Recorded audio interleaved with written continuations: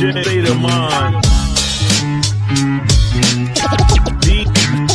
DJ State of Mind. State of Mind. State of Mind. Yeah. Yup. Yes. Yes, sir. You gonna go ahead. Can I do it? Wow, go ahead, man. Straight out the fucking dungeons of rap. Fake DJs don't make it back. Nah. What's good, Brody? Hey, what up? What's going on? What's the word, man? I'm good, man. You know, I mean, if you can't see, Nah, it's okay. They can't see that, man. if you can't see what I got on right now, they but tell you don't wear white on the camera. You can't really see white on the camera. Why not? Cause it don't look good on camera, man. It look good. I can see. You can see it right there. Oh, I can't really see it, bro. I mean, I know you don't want to see it, but we in the Eastern Conference Finals, baby.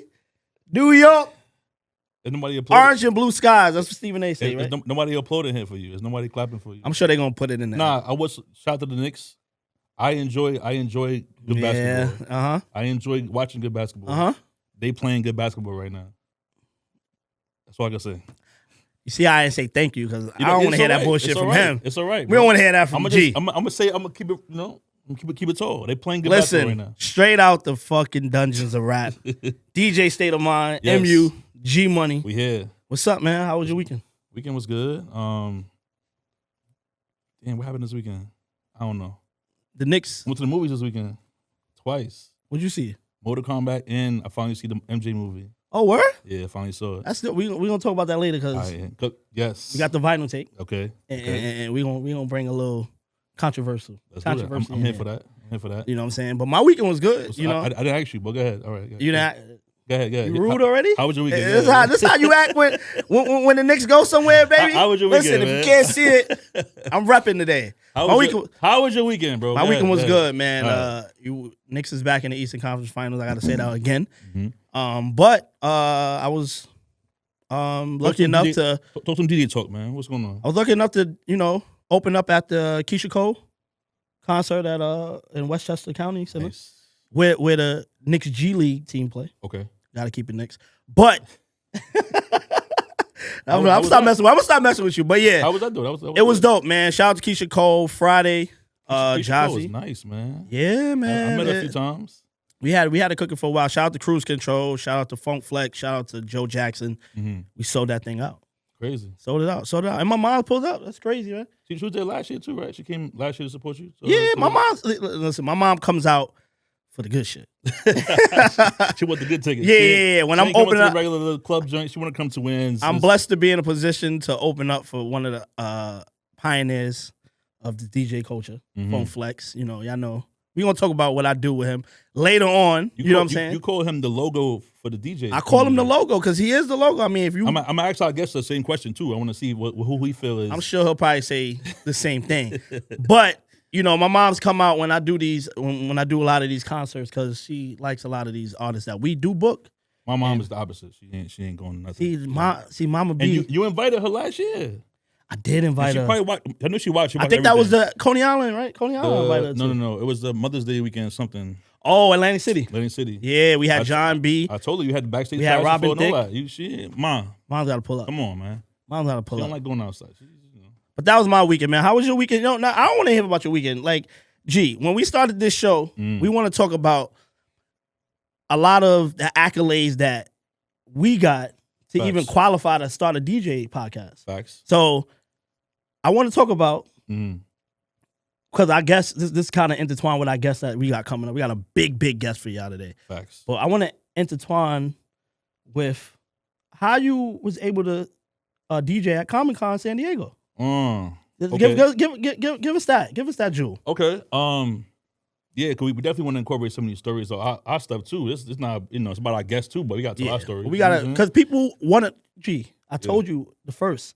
People want to know what makes these guys qualified to do a DJ podcast. Right. All right, so I'm going to try to keep it, short and sweet. But so, I keep it tall all the time. You are tall. A little bit. You ain't Anthony. So, Towns tall, but. So I'm a big fan of the show called Impractical Jokers. Yes. Right? It's on True TV. Big fan. Big fan for years from the beginning when it came out.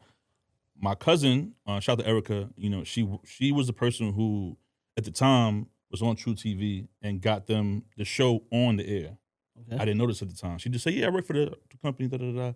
And she hit me like, yo, they're having an event for the 100th episode in New York City, South Street Seaport. Do you want to DJ?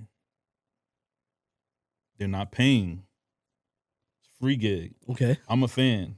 I'm taking the gig. I'm not going to lie to y'all. Some DJs be trying to cap for the camera and, whatever. You know what I'm saying? Whatever it is.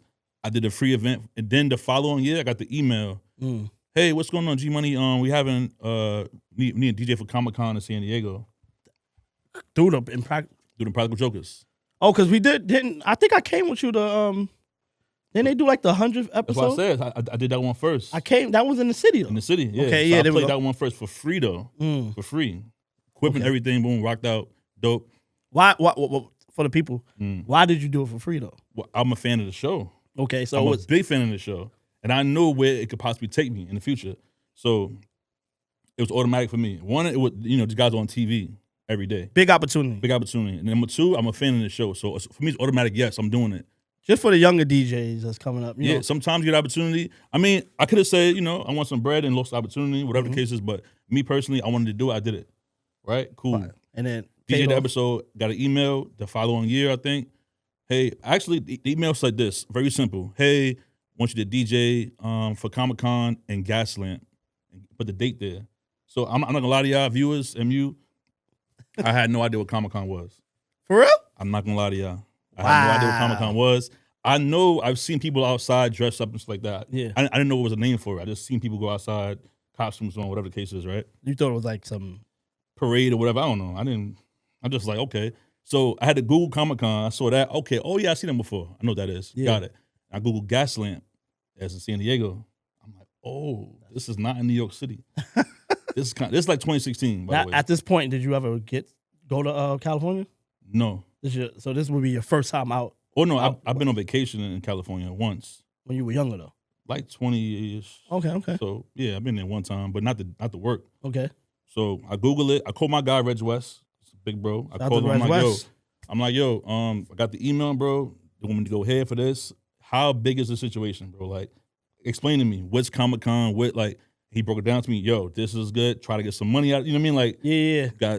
I'm not sure how to charge them for my probably first time getting booked to travel anywhere like that. Okay. So he had to explain like, yo, listen, gotta book the travel, the hotel, the flight. And this is part of a big right TV. So me, I would have been like, hey, I go again, do it. He like, yo, slow down. Okay. You know what I'm saying? Like, let them know you got to talk it over with your people, blah, blah. Get the stuff in order. You know what I'm saying? Hotel in order, flights in order, boom, boom. So, yeah, I got to get like 2016. That's crazy. Practical Jokers and Comic-Con in San Diego. Crazy. How was it? So, the gig for me was bigger in my head than I thought it was when I got there. They had me playing 3 events back to back. Yeah. In a small like restaurant, right? For the fans to come in. The guys kind of popped in and out a little bit here and there, whatever the case is, giving away free merch, blah, blah. So I'm like, all right, it's cool. I met the guys, just with the fans. It's a small, like, little lounge. I'm like, it looks good on paper, but I'm here. It's not really lit. Like, I'm kind of like, it's cool. The last day, though, they messed up some kind of contract with the DJ for the bigger portion of the event at Petco Park. It's in the stadium, baseball field. Mm-hmm. They messed up the contract. They text me, hey, can you come over here up the block? Can you come save this event because the DJ, whatever the contract messed up, he's leaving in like 10 minutes. Can you come save the event? He's from San Diego, I guess. So he's like, yo, I gotta go, whatever. So he about to unplug his equipment. Did he not know what? I don't know what happened I don't know. I have no idea. But they just said, can you come up? Yo, put a playlist on, come down the block. Rush up there. This is in the baseball field. Mad people there. It's crowded. How many people? Just a rough number. Couple thousand maybe. Couple of thousand. Something like that. I'm being humble, bro. It was a baseball field, but it wasn't like the whole field was. I'm not gonna lie. The whole field wasn't like crazy. It was like a good amount of people that was there in front of the cage. Honesty, like, huh? Honestly. Yeah. Always.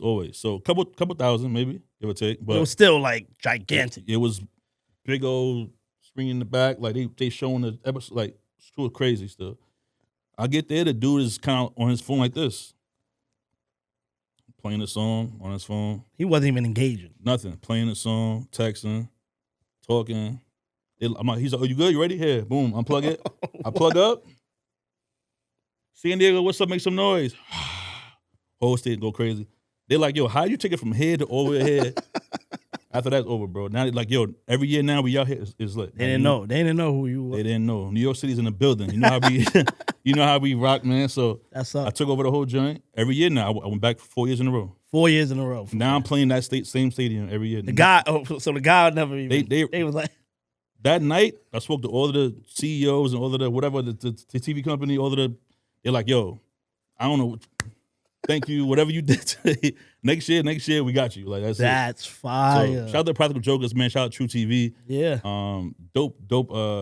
And I saw some videos of that. Super humble too, guys. Those guys are super. I met him when I came with you to the 100 episode. Oh yeah. Super humble. You know what I'm saying? Like That show, they that. don't do it no more though. They still going. They still go. Not didn't they break up or something like that? One of the guys left. One of the guys. Like, Yeah, okay. but you know, that's my Practical Jokers Comic-Con story, man. Comic-Con story. And So then COVID came and messed it, took over the whole COVID did a lot of things. crazy. We're not gonna talk about that. Yeah. But that's fine. But anyway, let's talk about this guest right now because when the show first started, we both had a conversation and an agreement that this was a DJ show. We did. And now we have a guy in the corner over here. I'm looking at him right now. He's laughing. I don't think he's a DJ. Yo, but So how did he get the what's up, man? So listen. I always tell you, right? Mm-hmm. You my best friend, but you are a celebrity in my eyes. Like, still is to this day. Yeah. And Part-time. they're very humble. See how he even answered it. He's a very humble celebrity. All right. But after you, this guy right here might be the second most humble celebrity that I ever encountered. Okay. You know what I'm saying? But I know who he is. I know it, but I want you to tell the people why he's on the show today. Well, we had an agreement with only DJs, but let me hear it. Come on, do an intro. So I'm gonna do the intro a little different. Do the intro. Let me do hear a what you little got, intro man. a little different. Let me make sure he's valid to come sit Because- over here, man. Let me make sure. Because a lot of people know this guy, and before I even bring him up, I'm gonna just say a couple of things. All right. Let's talk about it. And I'm gonna just say it in a cocky way because I like to vouch for my guys. I like to And this is champion my guys. this is your guy. This is my man. I know. You told me. So like you hear stuff like Vibe Magazine. Mm-hmm. He got that. Okay. What else? He's on that. What else? You hear things about I need to hear a little more. Double XL Magazine. That's fire too. That's fire. He did that. I need to hear a little more though. I need to hear a little more. Dick's Clocks, New Year's Rockin' Eve. New Year's. Dick's Clocks production. The New Year's. Joint? He was on that. Oh no. He's part of that. Okay. We getting somewhere. Okay. Part of that. Okay. King Magazine. You remember Ah. King Magazine? It's hot. He started that. I think he might be valid to come sit down. So when we said we was only bringing DJs up here, he might be valid to come sit down. some people you just gotta have conversations Okay. with, G. Okay. So I want to bring up, like I said, he probably the number 2 most humble celebrity that I know. Coolest motherfucker ever. Bring him to the set. Coming to set the set on fire. He's gonna touch the set on the DJ State of Mind podcast. I need y'all to give it up for Datwon Thomas. Yeah. Clap it up for him, but come on, man. Clap it up. We in the audience. Man. Let's go. What's up? What's going on, What's up, man? What's good? What's up, man? And You already that, know- and that, and that. Got you, baby. Yo, listen, before we start, Yes, indeed. I gotta tell a story. Let's do it. Because this is a DJ podcast. So Yes, we're gonna yes. I'm gonna show y'all how to intertwine DJing and the culture. It's all one. Facts. But G, Mm-hmm. I go back to you. 'Cause you my boy, man. I love you. So this the way I met Datwon, the editor-in-chief of Vibe Magazine. I'm gonna throw that out there. Mhm. But before I met him, I didn't know he was this. I didn't know none of these. I'm None of the stuff he did. because you be knowing a lot of I do know. I'm a surprised. nosy guy. these guys. I'm surprised. But as I get the fruit of your labor sometimes, G, because this guy, he wasn't looking for me. Mhm. I got booked for he has 3 lovely daughters. Mhm. 3 lovely daughters. I got booked for Shouts to them. I don't know which one. I forgot which one. We gonna talk. I'm gonna get the name. Yeah. But I got booked. Sweet Well, 16? they was trying to book you Okay. for her party, for I her don't, birthday I don't party. remember none of this, by the way. I know but- you don't remember that. You do remember, but you would never admit it. I have horrible memory. So they was trying to book G Money for his daughter's party, and as you know, the celebrity that he is. He's All right, busy. all right, You know what I'm all saying? right. So when G's busy, what do you do, G? I call my You- man. Yo, call my man. Call MU. You know what I'm saying? He trusts me. I don't know I'm very why. selective with I don't who know I why he call. trusts me, but he trusts me. That's I'm real. very selective with who I send out to So, work. through the lob. Sort of like the Al Green wedding. That's how I got the Al Green. But we're going to talk about. Yeah. But you threw the lob. It hit me up. Yo, you want to party? Blah, blah, blah. How much you charge? I told him my price. Yo, thank you for reaching out. Okay. No lie, G. Can we give you a down payment? I wasn't even doing down payments at this time. I'm like, yeah. I mean, down payment, you can just pay me there. You know, I like to get my money up. All my money at the end. I want to feel like I did something. You know what I'm saying? Facts. But he's like, nah, we gonna give you a down payment. I'm like, okay, cool. This is before Zelle. Yeah, that's that long ago? Yeah. That's why I don't remember it. See, Before Zelle. I mean, they had like, I think PayPal or Venmo at the It might time. have been, but But we it was didn't do that. this is early. Yeah. That's how long I knew. That's Yes, how long I knew. yes. Wow. And he said, yo, we're gonna bring you the down payment. You gonna come to my house? Word. Okay, cool. But Pull they up. play- Gave him the address. They pulled up, gave me the down payment. They play I different. say what up. You know, give me the rundown. Yo, we want this, we want that. All right, cool, yeah. Just send me the song, we gonna do it. Boom. Still not knowing who he was. It's not like he comes up in a rap vehicle that says Vibe Magazine or XXL Magazine came out. Cool, chill guy. He's like, yeah, and I'm like, yeah, we gonna turn up. Once I said turn up, like we gonna turn Good up. money. I saw his face just go, yeah, that's exactly that's what we need. Yeah. Boom. Fast forward, we do the party, shut it down. Shout out to your wife. Yes, indeed. Neat. best. With up. Salute. Shut it down. Yup. From that point, I don't know. Every I year. still don't know, but every year, Yeah. another party. something. Yeah. I did. Yeah. He got 3 daughters. I did Yep, all the all of Sweet them. 16s. All of them. Fire. I think I did your your sister-in-law's party. Joint. Yep. I did that. Yep. A couple of more family events. And then I was on it just last year. I don't know. Were we Asian? Were you? You nah, all right? oh yeah. You Last good with year- that. Last Uh-huh. year. I just did his 50th Told about birthday it. party. I Y'all saw it, tore I it saw it. down, man. Yeah. You and Goldfinger, y'all, yo. 50th birthday party. Even my pops. Oh. My pops is 70. He flew up. And but he a cool 70. He like active, you know what I'm saying? And he was like, yeah, I like this. He was like, yeah, they doing my joints. This is how you do it. That's fire. So at Like this to point, see I him know do who it. I knew who he was, but I kind of messed up the story. I meant to say, Yeah, I think at what point? At what at- point did you? so I think it was dang, I'm Second bad one? with names, but it was the second Sweet 16. Tanae. Today we did it at in Whitestone. Whitestone. Whitestone. The golf club. The golf club. No, that was Taylor's. Taylor's Yeah, Sweet and 16. we had Ron Browse. Yeah. Pretty Lou was MCing. Pretty Lou. Pretty was the Lou was host. heavy hitters That was Pretty MCing. Yep.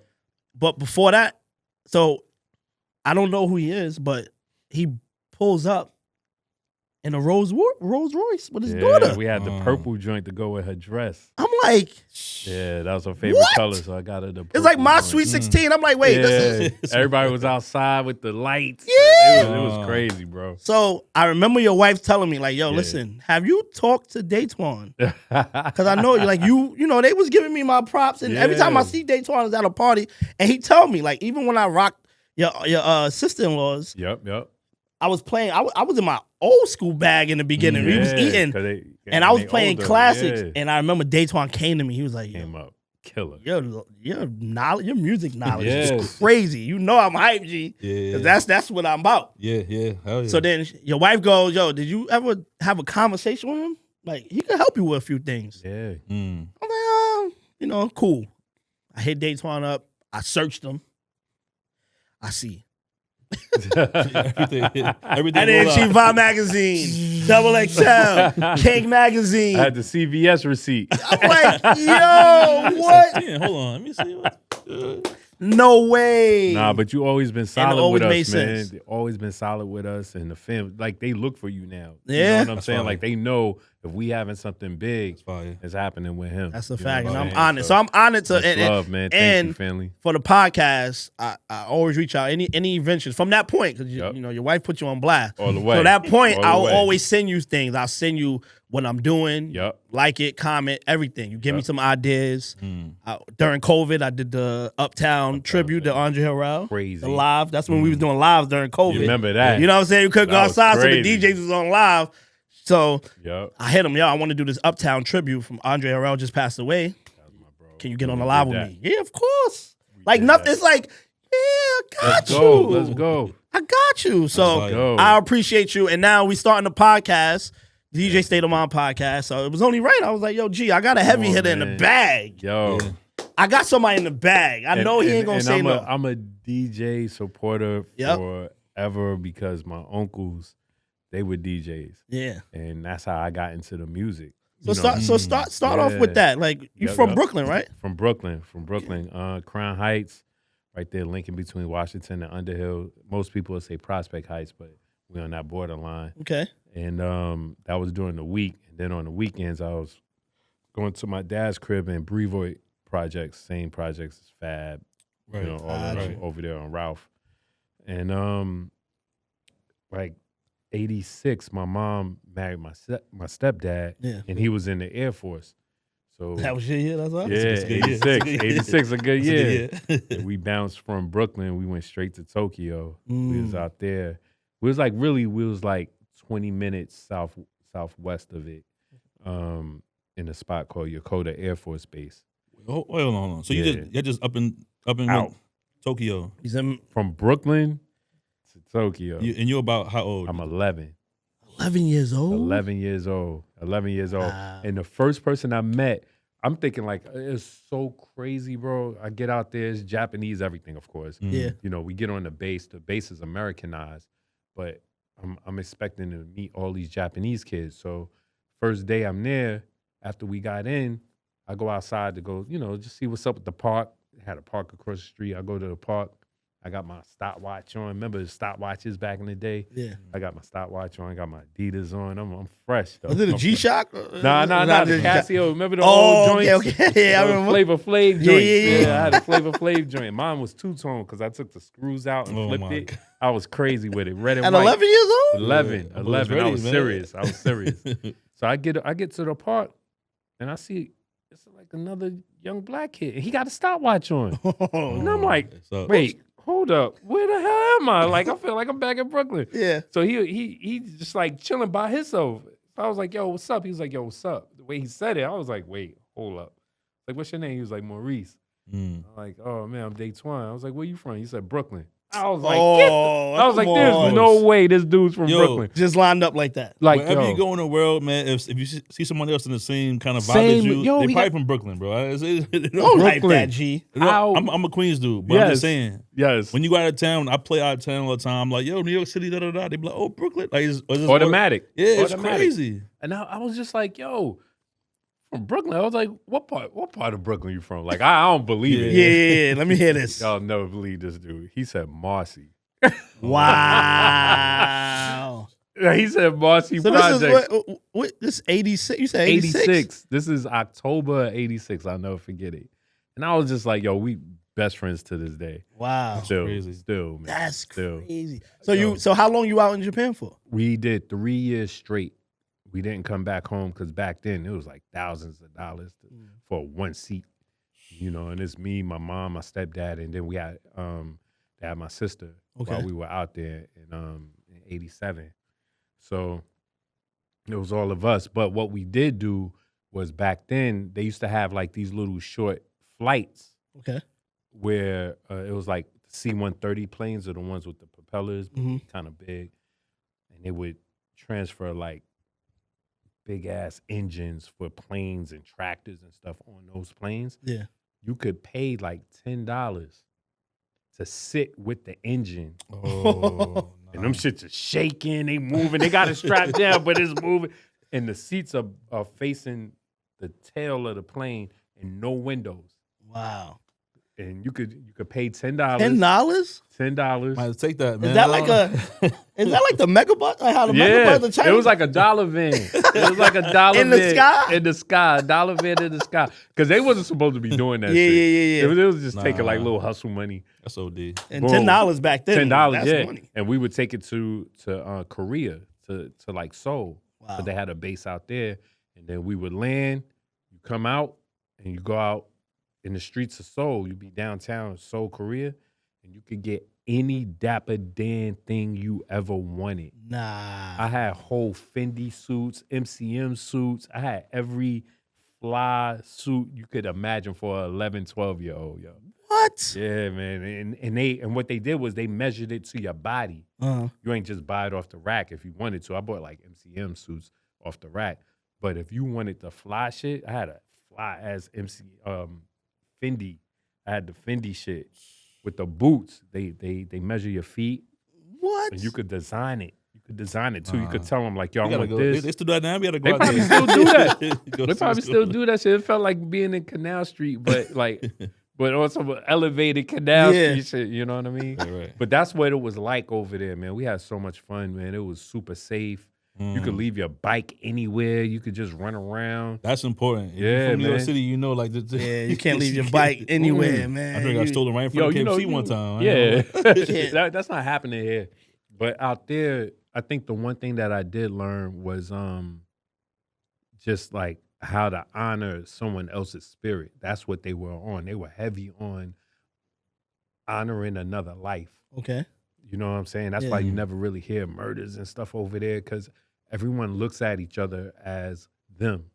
That person is a reflection of me because they here on earth. That's fire. You know what I'm saying? You wouldn't even think about that. Word. Especially And the climate out now. Yeah. You know what I'm saying?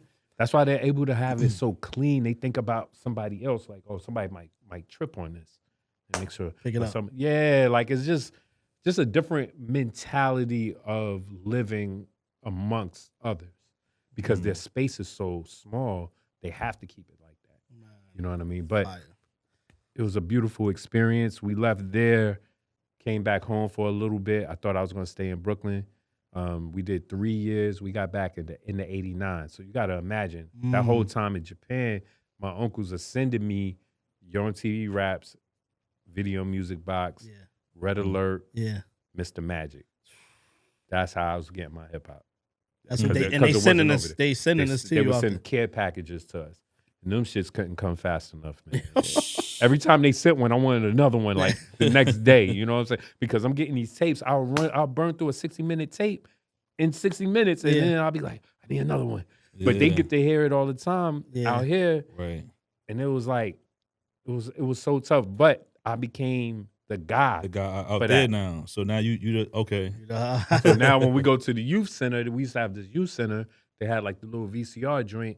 I would put tape in the VCR. Next thing you know, special ed, I got it made. I'm like, yo, I live around the corner from there. They're like, right. I'm like, no, that's the library. You know, the Grand Army Plaza. I'm like, yo, that's Grand Army Plaza. I don't know what the hell I'm talking about. These kids are from Nebraska.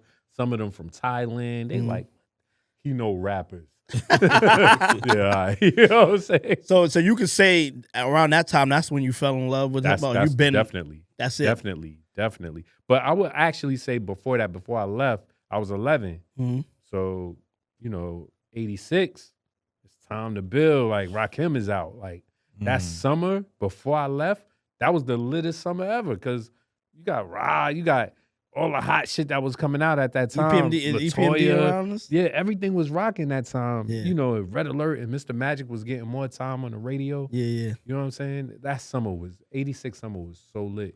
I tell you, that's a good year, man. That I'm was a good listening. year. Yeah, it was so lit. Get So, out of here, man. I'm trying to so tell I you. fell in love with it before then, because, breakdancing, beatboxing, all that, you had to know how to do it when we was coming up. That's a fact. And, You dancing all that? You was getting oh, crazy? yeah, hell yeah. Like,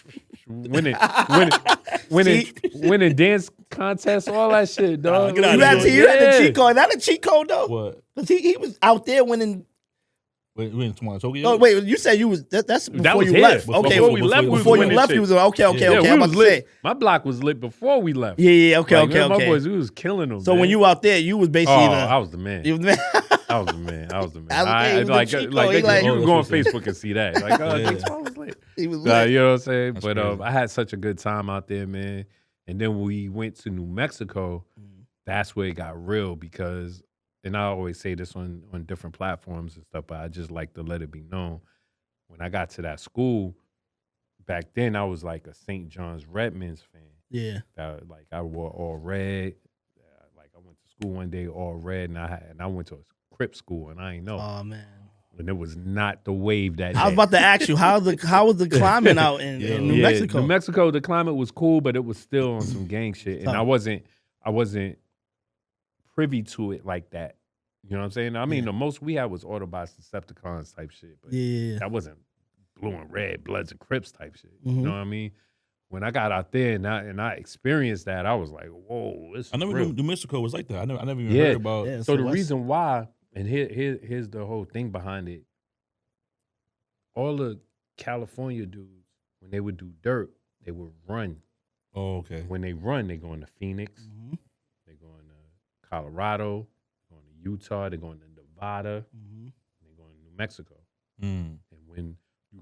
And normally, if they running, they the ones that did the dirt. They the craziest ones. So when they go into these places, they making the cells. You know what I'm saying? They galvanizing with like whoever, because they the wild ones. Yeah, you know, exactly. Because they had to run.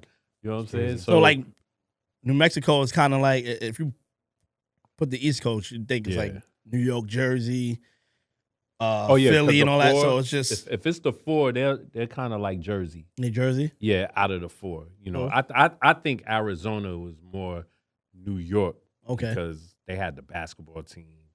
They had a little bit more of a concentration. Yeah. Little crazier probably. To me, that's how I felt. Yeah. I made the All-Star basketball team out there in New Mexico, and we had to go to first we had to go to Trinidad, Colorado, and then we had to go to Denver. And Denver was kind of lit. Yeah. This is 1990. 91, 90. It was like 90. you said, that's so casual. It made the All-Star team. It was dope. It was nice for us. That was nice. I'm trying. That was nice. nice. This is why you asked why he come up here on the DJ episode. I just bother. I bother. That's crazy. So now, you graduated in New Mexico? I did my freshman and sophomore years there, and then half of my sophomore year, I jumped back to New York. When I got back to New York, I'm thinking like my grades was gonna kill them because New York grades couldn't fuck with those. Those teachers, they had TVs and shit. We had a McDonald's in our school, inside the school. What? Yeah. Even the cameraman like, wait, what? Word, he was like, shout out to Zay. Word, we had a McDonald's in there. Zay, what it was up? crazy. It was crazy. It was dope. And then like you could leave the campus and go down the block. They had everything on the block. It was crazy. But in school, we had a 7-Eleven and a McDonald's in. That's why we want to leave New York sometimes. I ain't gonna lie, bro. I love New York City, man. Listen, born and raised, but sometimes we just like. Before we started, we was outside. I was talking, like, I was telling him, you know, I did my senior year in Virginia. And I'm like, yo, I wish I would have went earlier. Because, you know what I'm saying? It's a whole different, like, when you think about TV, bro. you think about movies, high school movies. Especially the white high school movies. Exactly. That's what I'm about to say. I want to say it like that, Davon. He said it. He said it, not me. The white high He schools, said it like man. not me. This is crazy. But Bonfires, rallies, lockers, everything. They had everybody had a car. Yep. Everybody, you know, the parking lot we was just saying is triple that size. Coming in. Friday Night Lights, the movie. That was real. Football Our football is crazy. team. I'm mad I didn't even Crazy. get to do that kind of. Yeah, But you went to man. Holy It was Cross. a You had a different little bit of it. You went to Holy Cross? Oh, you went to Holy Cross? Holy Cross. Basketball was crazy. But our campus is small. It's still New York. it's But I mean, We had a bullshit football field, track field that was outside. We never even used it. Well, But shit, it was I went to crazy. Sarah J in Brooklyn. We ain't have none of that.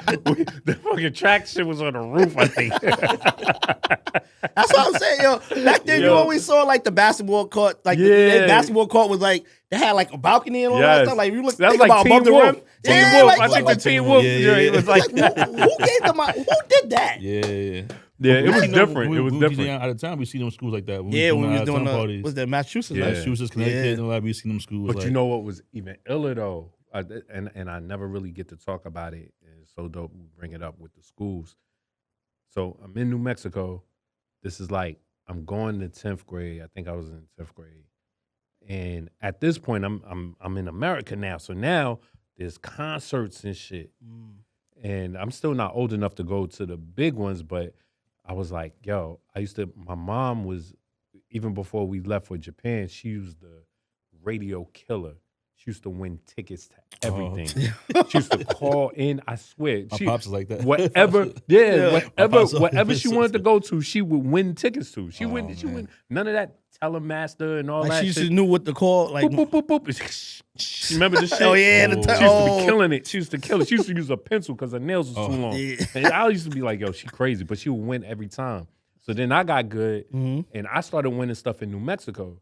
I would call a radio station, and they didn't really have like hip hop heavy radio stations out there. Yeah. But there was like this one college station from University of New Mexico. They used to have this one hip hop show, and I used to always win.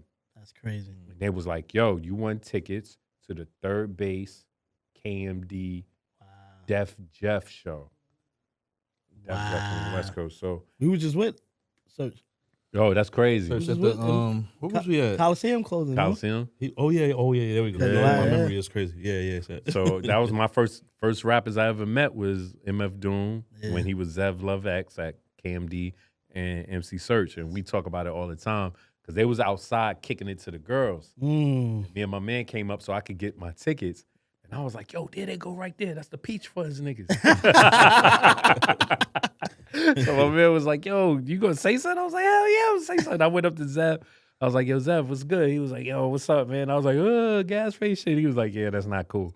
But then he was like, yo, where you from? You don't sound like you from here. I was like, I'm from New York. He was like, yeah, right. Where you from in New York? And I told him, I was like, 323 Lincoln Place, 4R between Washington and Underhill. He was like, oh yeah, he from New York. He from New York. He gave me love. And we stayed cool. Like when I finally got into the industry, just jumping forward, finally got in the industry and I told him the story before he passed. He was like, yo, I remember that, man. We had so much fun on that tour. He was like, that's when tours were tours. Yeah. You know what I'm Yep. saying? And then me and Search got super cool. Like that's my bro from since forever. Shout out to And that MC was- Search. Them Got nice. two was the first two rappers I met. You know what I mean? Being from Brooklyn, that sounds crazy. Yeah. But I met them in New Mexico. That's wild. ill, shit. man. Yeah. But you still were young though too, so you probably you Yeah. opportunity to run around how you wanted to. So you traveling, you going to Japan or whatever. So Yep. you know what I'm saying. You seeing them there, it's crazy, but it's also you still kind of coming up. You're still young. I'm still young at the Yeah. time. Yeah. Rest in peace, MF Doom, man. Yeah, That's all crazy. the way. Salute. One of my So favorites. so we're gonna fast forward. Yes, Because indeed. now you get back to New York. Yeah, I'm back home. You're back home, and was it Baruch? You went to I Baruch went to College? Baruch. Yeah, after Sarah J, which Sarah J, just gotta give it a shout out. Mhm. When I was in high school, pardon me, like I'm in math class, and right here is Nino from Junior Mafia. Wow. See how you just thought? Yeah.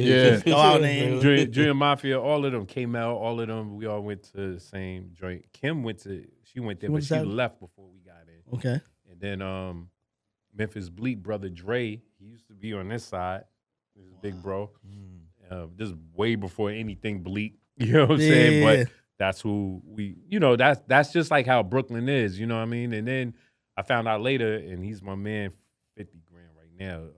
Big Daddy Kane, he went there. Wow. He was telling me that Biz used to just come up whenever he wanted. Pull up, yeah. You know what I'm saying? So our school was like, So it had some shit. Is that where you started your journalism journey, or? Yes.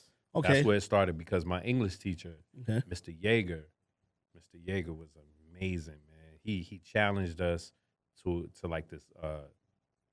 It was kind of like a contest in advanced English, and he was like, "Yo, you really got some skills, man." Like, so what he did was he gave us a book, and he was like, "Everybody has to read a chapter and do a review on the book." But I was already a Source magazine fan. You know, at this time, Vibe is just coming out, but Source used to have the reviews in the back. Yeah. So I knew how to structure a review Wow. based off listening to music. Yeah. So all I had to do was read the chapter and structure my review of the chapter like it was music. It's high school, you said, right? It's high school. And when I used to do that, me and this one girl, we used to battle 100. I got a 98 one time. I don't know why he gave me that 90. I think he was just letting her win that day. I was like, who gets a fucking 98? Like on a written thing. I was like, what'd I do? I ain't put my name up there. Yeah. And I lost to her. But he was just like, yo, you should think about doing this as a career. And he told me that in the 11th grade. Once he told me that, it's kind of stuck with me. And then I was already a fan of magazines like Essence, GQ, Playboy. I used to get every magazine you could think of. And I was a huge comic book fan. So just understanding the structure and him like really giving me that push, that made me go that way when I went to Baruch. That's fire. Yeah. But that's tough too, because you got to think, as a young black kid, even like right now, like we get distracted so easily, and also like that kind of talent or whatever is not considered cool to some of our friends. Yo, You know what I'm saying? It's so funny you say that, bro. Like that during that time, it was a very pivotal time for me because I was living with my grandmother and my mom lived on Sterling, not too far from Barclays, and I was closer to the Brooklyn Museum with my grandmother. My grandmother's house was lit because my uncles was there. They DJing. Yeah. Everybody coming in and out the crib. They all smoking. Everybody is lit. Liquor everywhere. It's like it was the party house. And I'm living in there and I'm not focusing. My mom crib was chill. Yeah. I was like, I might have to go move with my mom. So I went for my senior year. I moved back with my mom in a fucking closet, baby. I mean, like it was just a little, because we was in a brownstone. Okay. And that little front room that come with it, I just put a bed in there. That's all I could put in there, a bed and a TV. I had my Genesis. It was just, I was like, yo, the only way I'm going to graduate is if I do remove myself from the party shit off my block. Which is crazy because a lot of people will say you being in that with your uncles in the party house and stuff, that'll motivate you or give you like kind of like a push when you writing these columns and stuff like that, right? But then it just got distracting. It got too crazy. It got too crazy because everybody coming in at whatever time. You know what I'm saying? Yeah. It was a little crazy. Not to say like my grandmother was running a fucking crazy house. It wasn't like that. It was just like all the cousins. Somebody would come up.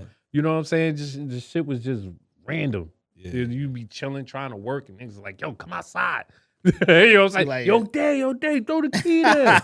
Throw the key there. Go, yo, we coming. You know what I'm saying?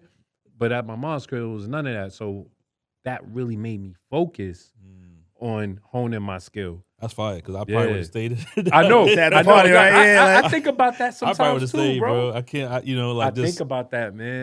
That's that discipline in that, like. Yo, that was something else, because especially during that time, I'm surprised I did that. But I wanted, you know what it was? I think it was Mr. Yeager's belief in me. Shout out to him, man. Because I wanted to prove to him that I was as nice as he thought I was. Okay. And I wanted to beat Shorty. Yeah. I'm so competitive. You mean win. He mean win. He mean win. He don't mean the other beat. He mean win. He mean win. Yeah. The other win. Yeah. Conquer the competition. That's what I wanted to do. That's what's up, but man. And then once I got to Baruch, I was just like, all right, business journalism. But then when I realized when I was in there, Baruch is like a finance school, really. Yeah. And it was just too much math. So I was failing math tests daily, bro. I was going in there knowing I was going. You ever go into school like, man, it ain't gonna work. This shit ain't happening. You know what I'm saying? So one time when I did fail, I was mad as shit, man. I was just like mad because it was frustrating. So, but I was nice in English though. I was nice in English because I carried that over, but it was just the math was killing me. So I went to the computer lab. We had just got a new computer lab, and this is the super beginning of the internet. The shit used to make noise and all that shit. America Online. That's how we used to get on. And this is in school. We used to get on like that. And the only real magazine that had a website was Vibe. They were early in the game with a website. And I went on their website and they had like a little cloud like jumping around. It was primitive as fuck. Just jumping around and it said interns wanted type shit. Wow. You clicked it and they showed the number. And the number came up and I had 50 cents in my pocket. I had 2 quarters. I had a payphone right there. I wrote it down. I took it over to the payphone. I Gems. called. Yeah. Gems. I cold called. I didn't know who was going to pick up. And my man Greg Bishop picked up. He ended up becoming de Blasio's small business director for the city of New York. Mayor de Blasio. Yeah, Mayor de Blasio. He became that. And back then he was just working in tech for Vibe. And when I called, he picked up. He was like, yo, it's going to be 300 people here. I was like, you got for the intern. For the internship. I was like, how many slots? He was like, 1. What? I was like, I get there, Oh, man. hung up right there. Fuck. Yeah, I was I'm like, all outta right. here. I'm not I was even- like, all right. He gave me the address and everything. Gave me his other number, his beeper number or whatever. I was like, oh, fuck, man. I was like, fuck it, I'm gonna go. I went. It was on a Saturday. This week, May. It was my birthday week. I'll never forget. It was this week, '96. I went. My grandmother gave me some money to get to the city, and it was so funny, man. Like when I get there, the security guard is like, "Ain't nobody here." I was like, "Nah, it's like 300 people supposed to be." He's like, "Ain't nobody here, man. It's the weekend. What you doing? Like, get out of here." He told me to leave. So now I'm like, "Yo, did this nigga play me?" So I go outside. And there was another payphone. It was right on 32nd and Lex. Okay. So I go over there. I go on that payphone. I call the number he gave me.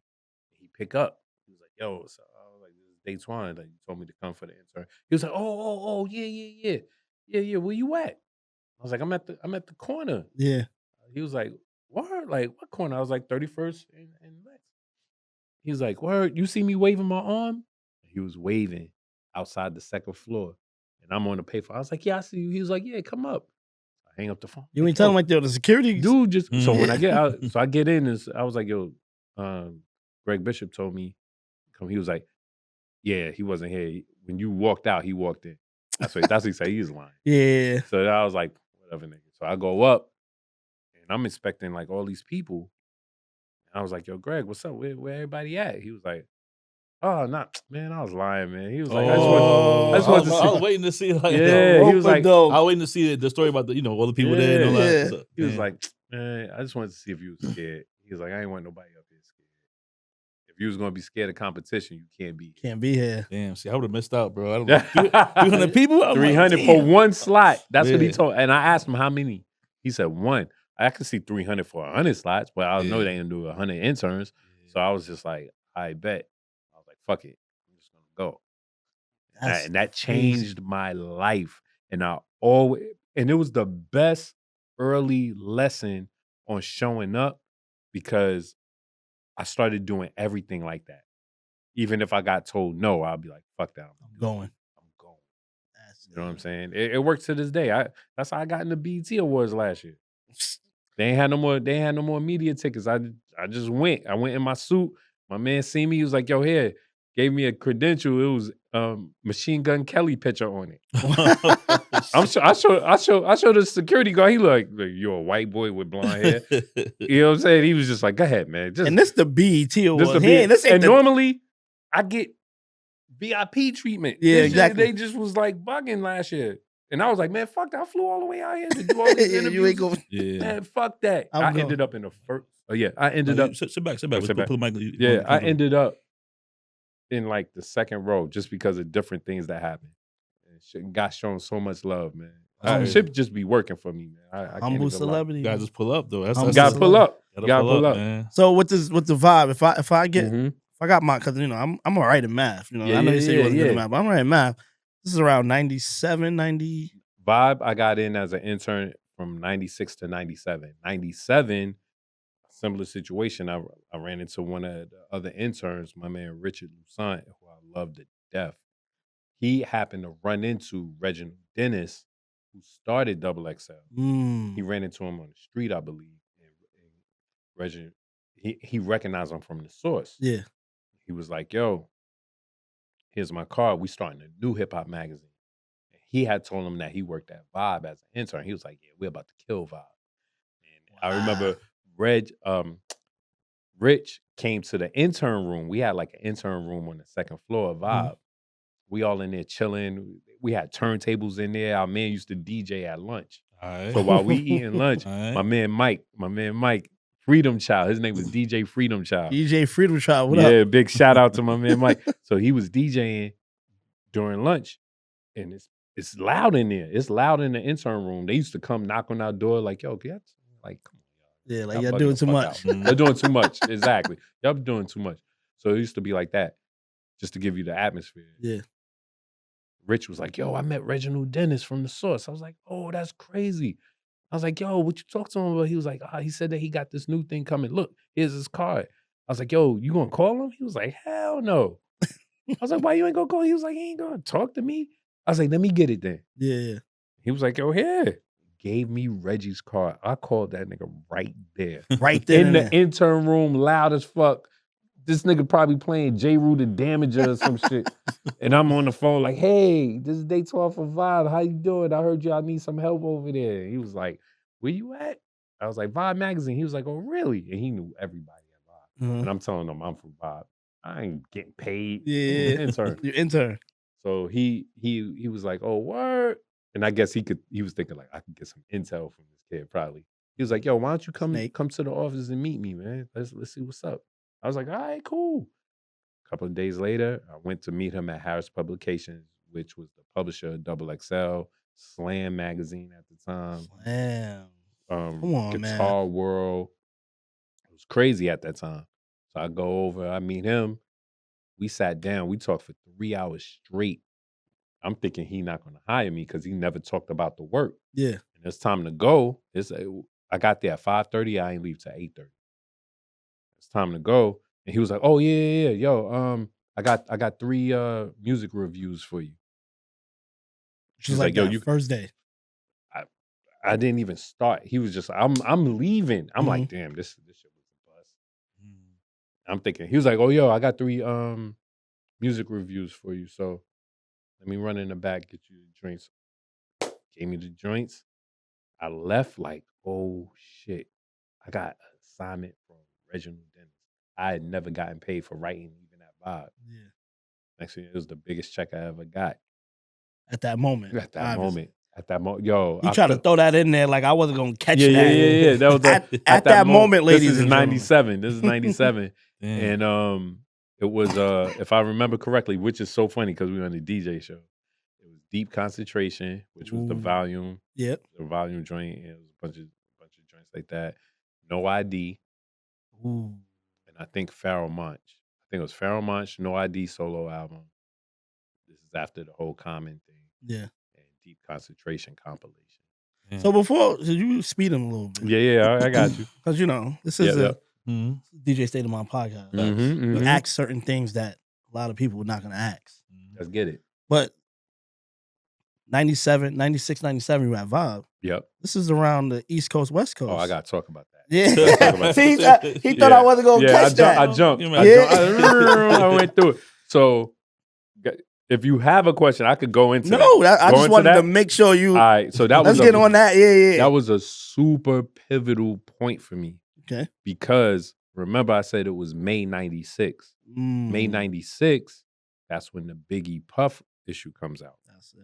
What's crazy about that, my best friend, who ended up becoming my best friend at Vibe, my man Larry Black Spy Hester, he wrote that story because nobody else wanted to touch it.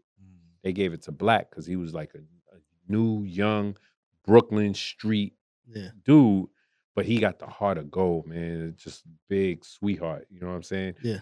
And Bob knew if they gave him the story, this is my field. They knew if they gave him the story, nobody would beef with him. Okay. As opposed to if they gave it to somebody that was a little bit more seasoned, they probably would have came at them.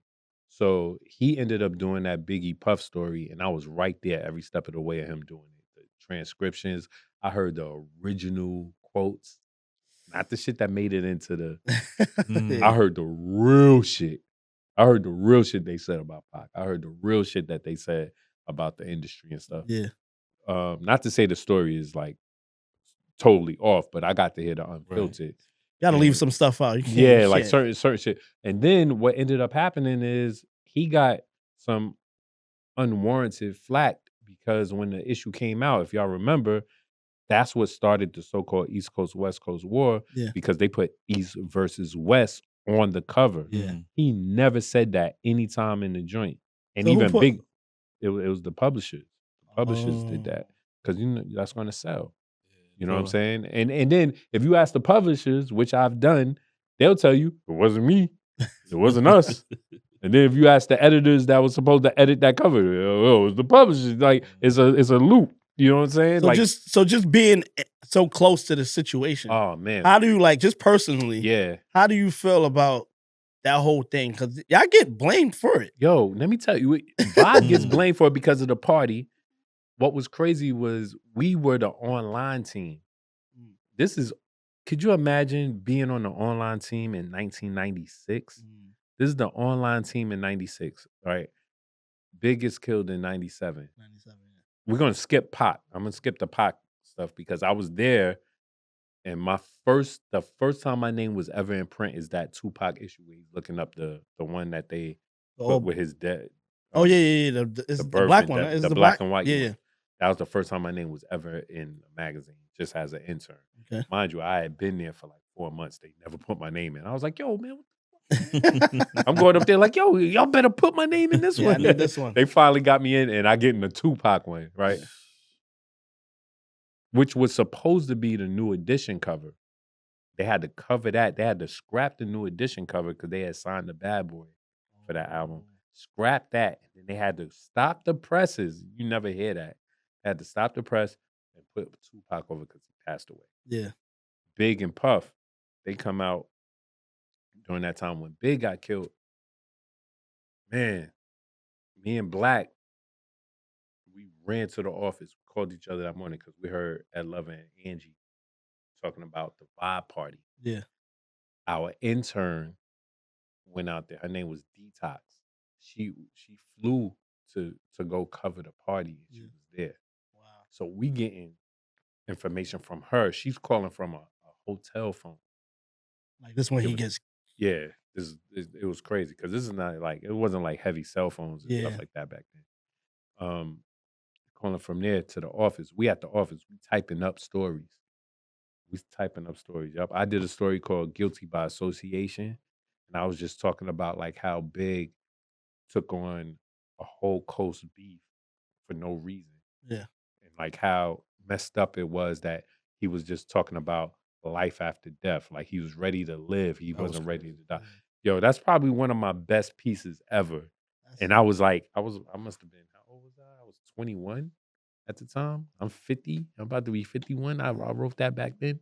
And I really looked at that piece as like, if people could understand this joint and feel it, then I belong here. Yeah. And even some of the vibe people hit me. Yo, that's crazy. And we wrote, and I never write in the morning. And we wrote it that morning. Black did his piece. I did my piece. And this is in the early days. We really couldn't tell like if people was really fucking with it or not until you go outside. Right. And we went to different events and people was like, yo, that piece was crazy. Da, da, da. And I got that feel. I was like, I want this all the time, but I don't want it for this reason. Right. You know what I'm saying? So during that time though, what was crazy about it was they were looking at it's messed up. They were like, there's a list. Some of the big dogs was talking, and they happened to be talking in front of us. And they were all worried. It was like, it's a list that's happening. Because mind you, Pac had just got killed. Yeah. Suge was going through what he was going through. Puff was about to be looked at as crazy. Why would you have Big out there? Then Big gets killed.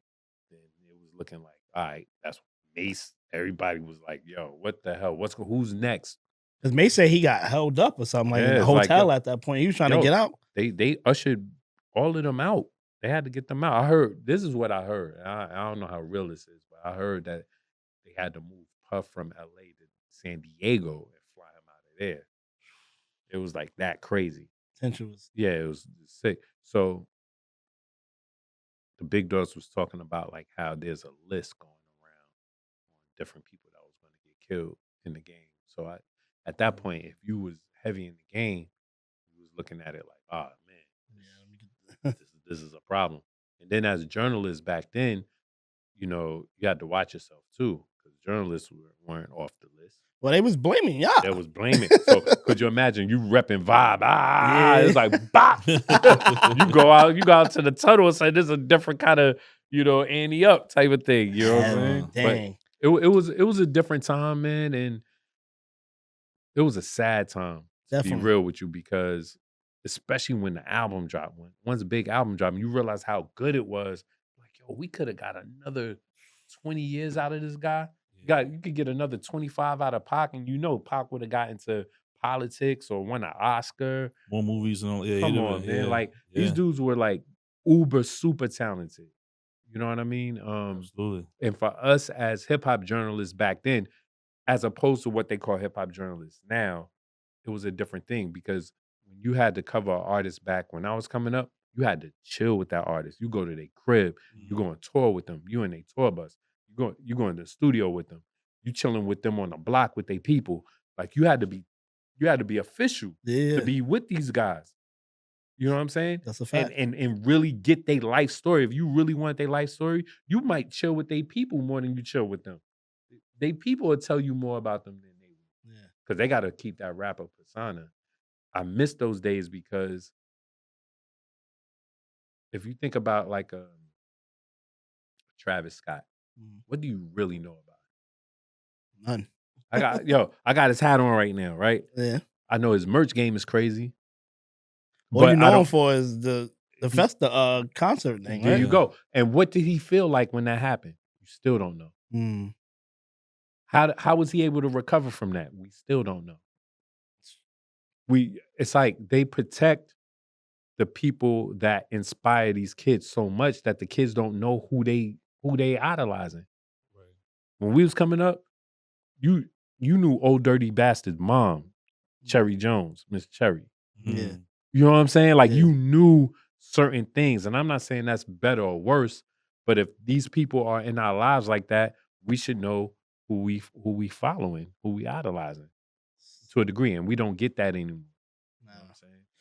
That's real. It's heavy, man. Yeah. Nah, This it's- is, it's you such know a what's good- crazy? it's a good sign. Because you asked the question, you're like, oh, you know, it's a DJ podcast. Yeah, But, yeah, you know what I'm yeah. saying? I was trolling. I was Nah, trolling. I know. Yeah. I'm not- but I'm just letting the people know, like, this is Yeah. it. Like, if you think about what he's saying and stuff like that, you could just, even the way you talk about Yeah. it, you could just visualize Yeah. that time No, in that facts. moment. That You time know what I'm was saying? crazy, Nah, man. facts though. And Beautiful time. And too. I was trolling him, but the reason I was trolling also to be funny, but I was telling you too because the show just started. So I was like, damn, I want to get like I just wish we had a couple more DJs before we start doing the bringing like the special guests in. journalists. But it's cool. We got them here. Let's get it going. Well, This is it. I will say this, Mhm. and we talked about it a little bit earlier. I will say this though, to the DJ quotient, that's how I got in the game.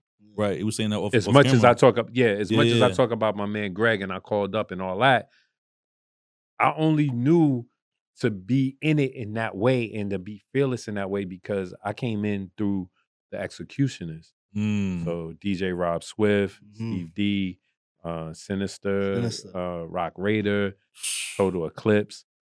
Those are my big bros. What's up with those guys, man? They chilling, man. good? Like Rob and Sinister, they became a duo called the Odd Couple because they so different from each other. One is just like the show. Yeah. One is Felix Under, one is the other dude.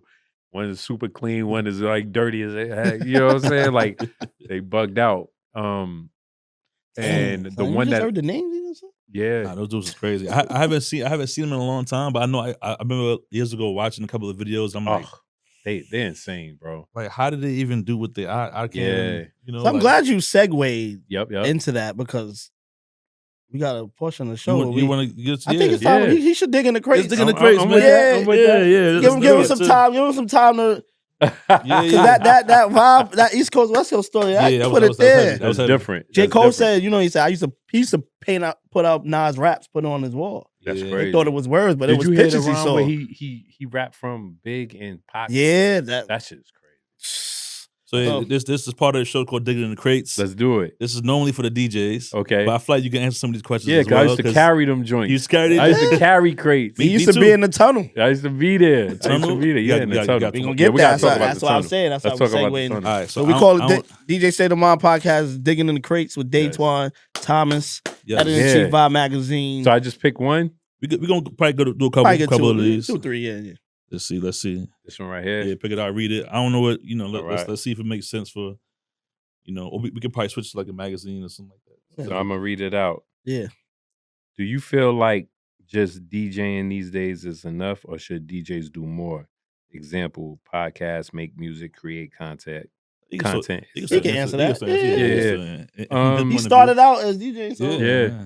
I'm gonna be real with you. I think DJs should do more, Mm. and the reason being, this is the reason being. Going back to the executioners, I feel like Rob Swift, who I also went to college with, he went to Baruch. He graduated from Baruch. I think he was a psychology major, which makes sense because when you see his sets, Yeah. his personal sets, they're very like methodical and thought provoking, and it's like mind bending. Yeah. Like he wants you to hear. He wants you to hear certain shit that comes out. Yeah. He's ill, and the reason why I say like they should do more is because he made a crew called the Brolic Army, and it's a DJ academy that you could join online, and he's helped hundreds of DJs across the world learn how to DJ. And I mean, from learning how to do a orbit or a transformer scratch or whatever or just blending, he's taught that. That's more than what DJs are supposed to do. Most DJs are supposed to be like LeBron, shut up and ball, right? They're supposed to shut up and spin. You know what I'm saying? I know. LeBron, my guy, be careful. That's his guy. That's G's I know we guy. We down. Yeah. That's all right. You know what I'm Don't saying? talk about Lakers. Just like how y'all doing the podcast, and if you think about it, DJ Khaled, you don't never see him DJ. When do you see him DJ? Well, he got some videos up. Right, but I'm talking from back then. Now you don't see him doing he's an entrepreneur. He's doing commercials. Yep. He's making sure that other guys got records. You know what I'm saying? Like it's motivational speaker too. Motivational speaker. He's an author. Yeah. You know what I'm saying? Like spokesperson with like Nike Golf and all of that stuff. He's doing different things. He's working. Different. And I feel like DJs are the best communicators. I really do feel like that. Like Jazzy Jeff, the way that he has like the playlist retreat. Yeah. That's something more than what a DJ is supposed to do. A DJ is supposed to rock parties or play records. He's going there making a community of these incredible, like not only musicians, because I consider DJs musicians, not just musicians, but people that touch people. And he's inspiring them to go out and go forward and go up. That's more. Right. And I think like if more DJs that have influence are able to do that, I think the world is a better place. The DJs are the greatest. Man. Oh, that's dope. DJ, Let me see. Let's give one more. Give one more. All right. See what you got because he answers. You got some stories, man. he answers in depth. So you know what I'm saying. Let's see this right here. This is dope. I like this. Wow, this is great. What separates a good DJ from a great DJ? I'm glad he picked that one. I seen it over there when I was going through it. I think he's gonna talk about me on this side. I'm ready for the answer, man. You know what's so crazy about that, man? I think it's one of those things where if you go to an event, you know a DJ is bad when everybody ain't moving. He ain't doing it. He's not interacting with the crowd. You know, it's the selection is either predictable or tempos might be too slow. He's not understanding the moment or reading the room. There's a lot that a DJ has to think about in the psychology of it to get people to move. Because people, once they get there, do you know what people got to do to get to a party? Yeah. Just to get to a party? They tired. They want to drink. They actually want to sit down for a minute. Right. You know what I'm saying? But your job is to get them up. Yep. So if you get a tired ass bunch of people that have been working all week, especially on a Friday after work, they want to just let their hair down and chill. But then you get them up and that's a great DJ right there. Right. I think they gotta interact with the crowd. I think they gotta have the bells and whistles. They gotta say the right shit to them. You know what I'm saying? To get them up. Because the record alone is gonna get them moving, but to keep them moving, you gotta talk to them. You gotta be there. You gotta be interactive with them and stuff like that. So, but before you continue, I got a couple more questions that's not in there. I wanted to put in there. Get him in. Let's get DJ it. questions. Get him, G. Let's get it. Get him, G. All right, so let's say you planning a King Magazine party tonight. Yep. In the strip club. Let's go. Who's your DJ you going to? Woo! Oh, that's a great one. Who's your DJ? We in the strip club. Let's say, I don't know, Starlet's where we at. I don't know. I ain't raising no hands. King of Diamond. Uh, Hold on. I got you, don't worry. I got you. You got me? I got you, don't worry. King of Diamonds was crazy when I used to. It was King of crazy. Diamonds. I had the best time in King of Diamonds of my life. I think I've been there because one time. I went to the You one met in Miami. J. Cole? Wasn't J. Cole? That wasn't in King of Diamonds. That was in Miami though. That was Yeah, the Miami. Cameo. That was the Cameo. one that was like a warehouse. With King of Diamonds? King of Diamonds. Yeah, I've been there. I was super lit. It was lit. Yeah, it was crazy. I've been there one time now. All right, but you trying to deflect. Let's go. Come on. Nah, let's go. Who's your guy, man? I know you know all the DJ. You know all the DJs. I got too many. Who's your strip club DJ that you gonna call and be like, yo, I need you to pull up, bro. Got, King No, Magazine, it bring the was baddies out. It was a DJ that was so dope, and actually, this was the DJ that DJ'd the Biggie party. Oh, just bring it closer then. Yeah, You wanna yeah, sit back. The Biggie party, unfortunately, but DJ Ace out of Brooklyn. Oh, yeah. I heard it. What? DJ Ace was Where's incredible. DJ Ace? The one that the lieutenant one? Not that one, right? No, Nah, okay, no, different DJ one. Ace. Different Okay, one. I know DJ that. Ace from the So- 90s. He was okay. incredible. I think Yeah. did he do like the Daddy House parties? Was he one of those? Yeah. think He Flex tell a couple he stories was about the Ace. one. He was the one. Yeah. Yeah. So the he strip was- club, he doing the strip club joint for you for the King Magazine. All right. So If I go, because and the reason why I bring him up is because I feel like when I was younger and those joints came on, DJ Ace, like he used to just kill it. I think he used to do the arc for Ralph McDaniels back in the day. He was killer. Was he? I could be wrong, but was he Red Alerts? One of Red Alerts? He might have been. Yeah, I think it 'cause was he's him from and that Enough, era. right? Wasn't it him and Enough? Yeah, it was he like was- Red Alerts. I don't. He was I from- don't- he was I gotta from see that the era. I gotta first look one. that up. I Yeah, think that he was was from All Shout right, out to so Ace. we DJ keep Ace. moving. So, a Vibe magazine party. You planning the Vibe magazine party? At least for I just whatever. did. I just did that like 2 years ago for our 30th. And who's the DJ that night? Goldfinger. Goldfinger. Shout out to He Goldfinger. Shout out killed Brooklyn. Yeah. He Goldfinger, killed it. Brooklyn. Yo, when he dropped that, it's 7 Mac 11s, about 8:38. Yeah, Yo, the place went crazy. It went crazy. Yo, when I did the 50th with Goldfinger, Yes. I did your 50th. and Y'all too, man. Goldfinger just cool, laid back. Like, Yes. Yeah. yeah, I'm like, yo, what's up, man? Yeah, this is Sledgehammer. what it is. He like, yeah.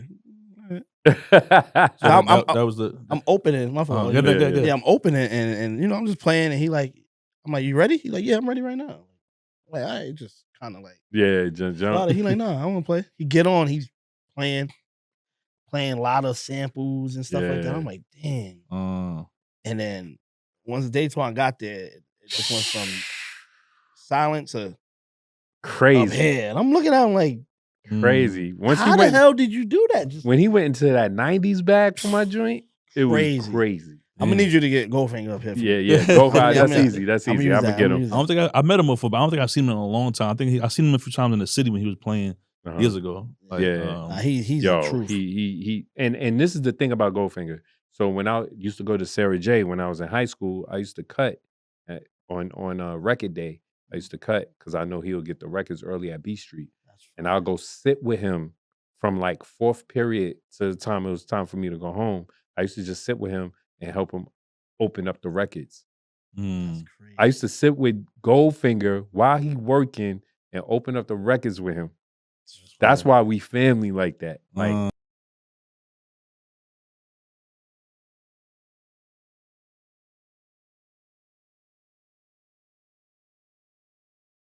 Goldfinger. yeah. That was Goldfinger. that was you said double XL.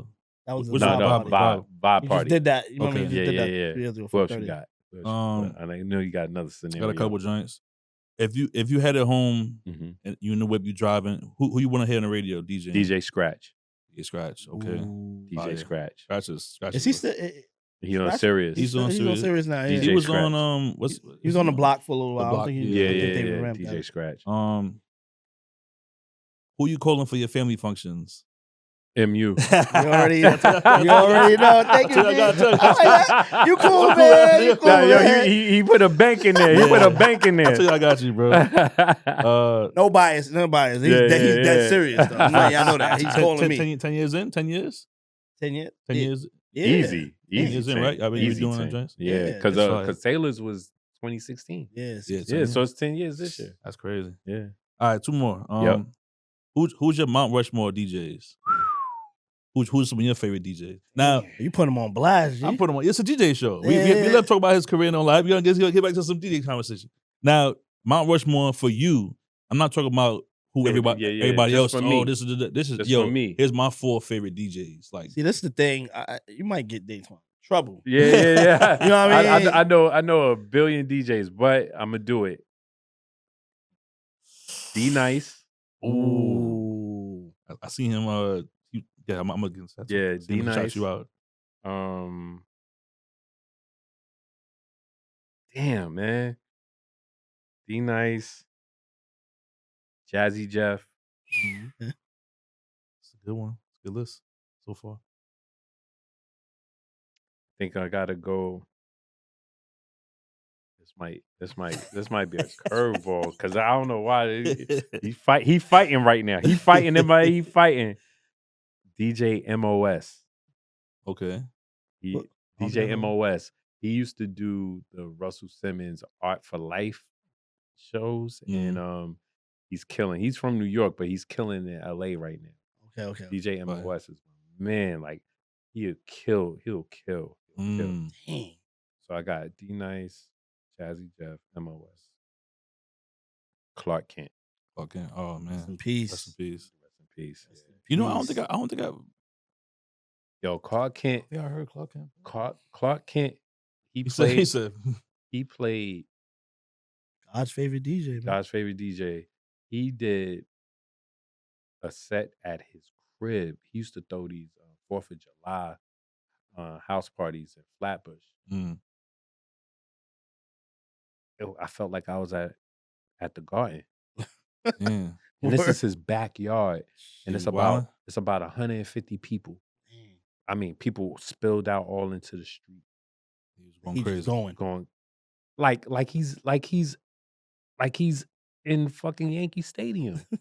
It was crazy. Damn. It was crazy. Clark Kent. I saw Clark Kent. We did what was it? Was it the Kiss shop, the Kiss store in Brooklyn? They just opened that a couple of years ago. Because I seen that you posted that. Yeah, it was you on Flex, the right? first, it was Flex DJ. And Clark Kent was Flex, Stretch Armstrong, Strong. I seen Oh, wow. I seen Clark Kent. They was DJing and DJ Clue Kent. This is the I don't know if y'all ever saw the picture I posted. I posted tonight.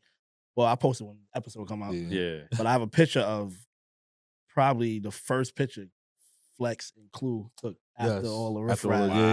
But it's Right. Flex, Clue, Stretch Armstrong, and Clark Kent all in one picture. Come on. You gotta love that. And Clark Kent, that first time, a couple of times, I met him before, but this is the first time I spoke. I was talking to Clark Kent on Instagram. I used to tag him a lot. Yeah. You know, I was doing my meme mixes and stuff like that. course. So I used to tag him and stuff, and he used to reply. And first time he put the face to like the Instagram. He's like, "Oh, what's up?" And I'm telling him like, "Yo, I was here. I'm with Flex." He like, "All right." So he playing. And he like, "Yo, your man gonna come in and go crazy?" I'm like, "What you mean?" Let's go. You know what I'm saying? Let's go. Yeah. And then Flex got on and he playing and he tapped me. Yeah, your man Flex is going crazy. Right? It's a quick Clark Kent story, but Yo, we gotta rest in love peace. him, Always man. show love when I Always, man. I you miss know it. what I did? I don't remember it too much. I think it was quick, but he did our DTF radio show. Shout out to Steph Lover. When you Steph I Lover, remember I was that. DJing with Steph Lover on DTF.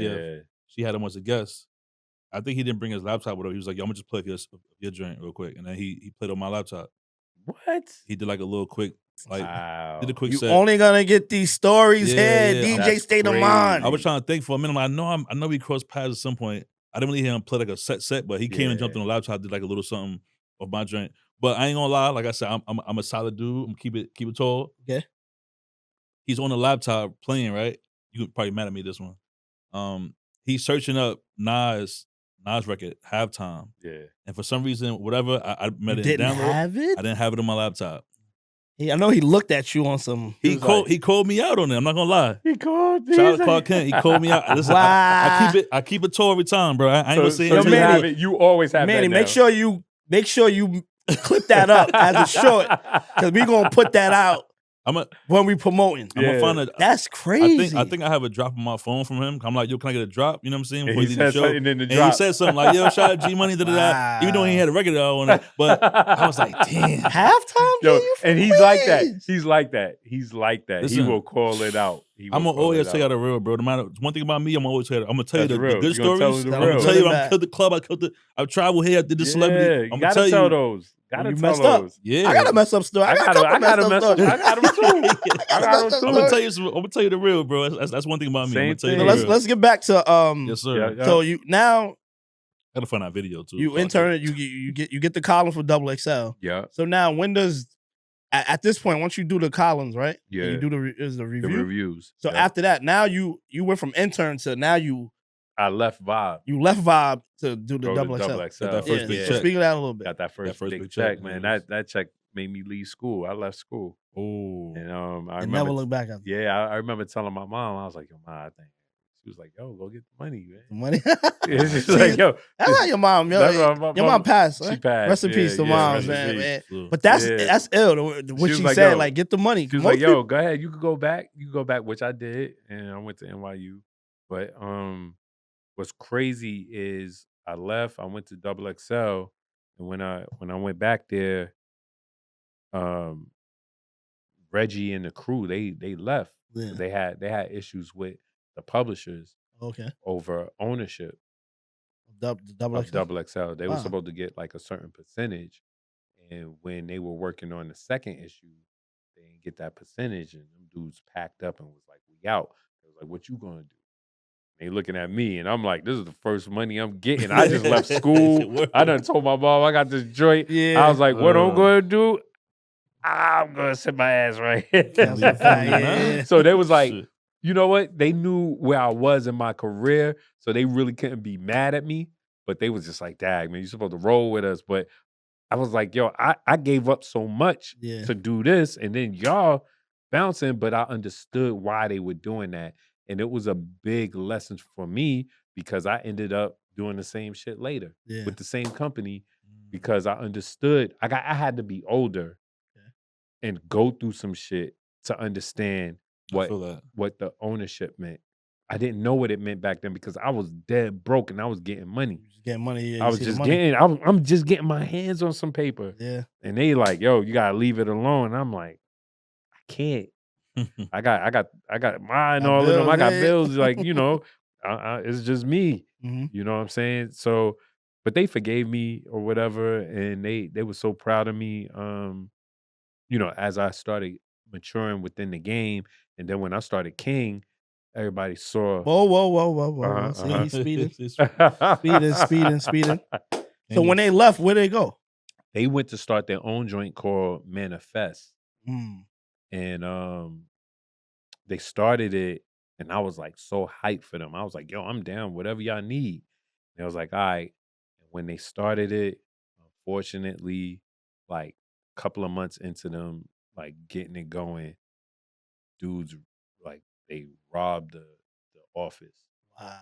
They took all their computers, all their hard drives. Sucks. They took everything, ransacked it, all that. I was like, damn, man.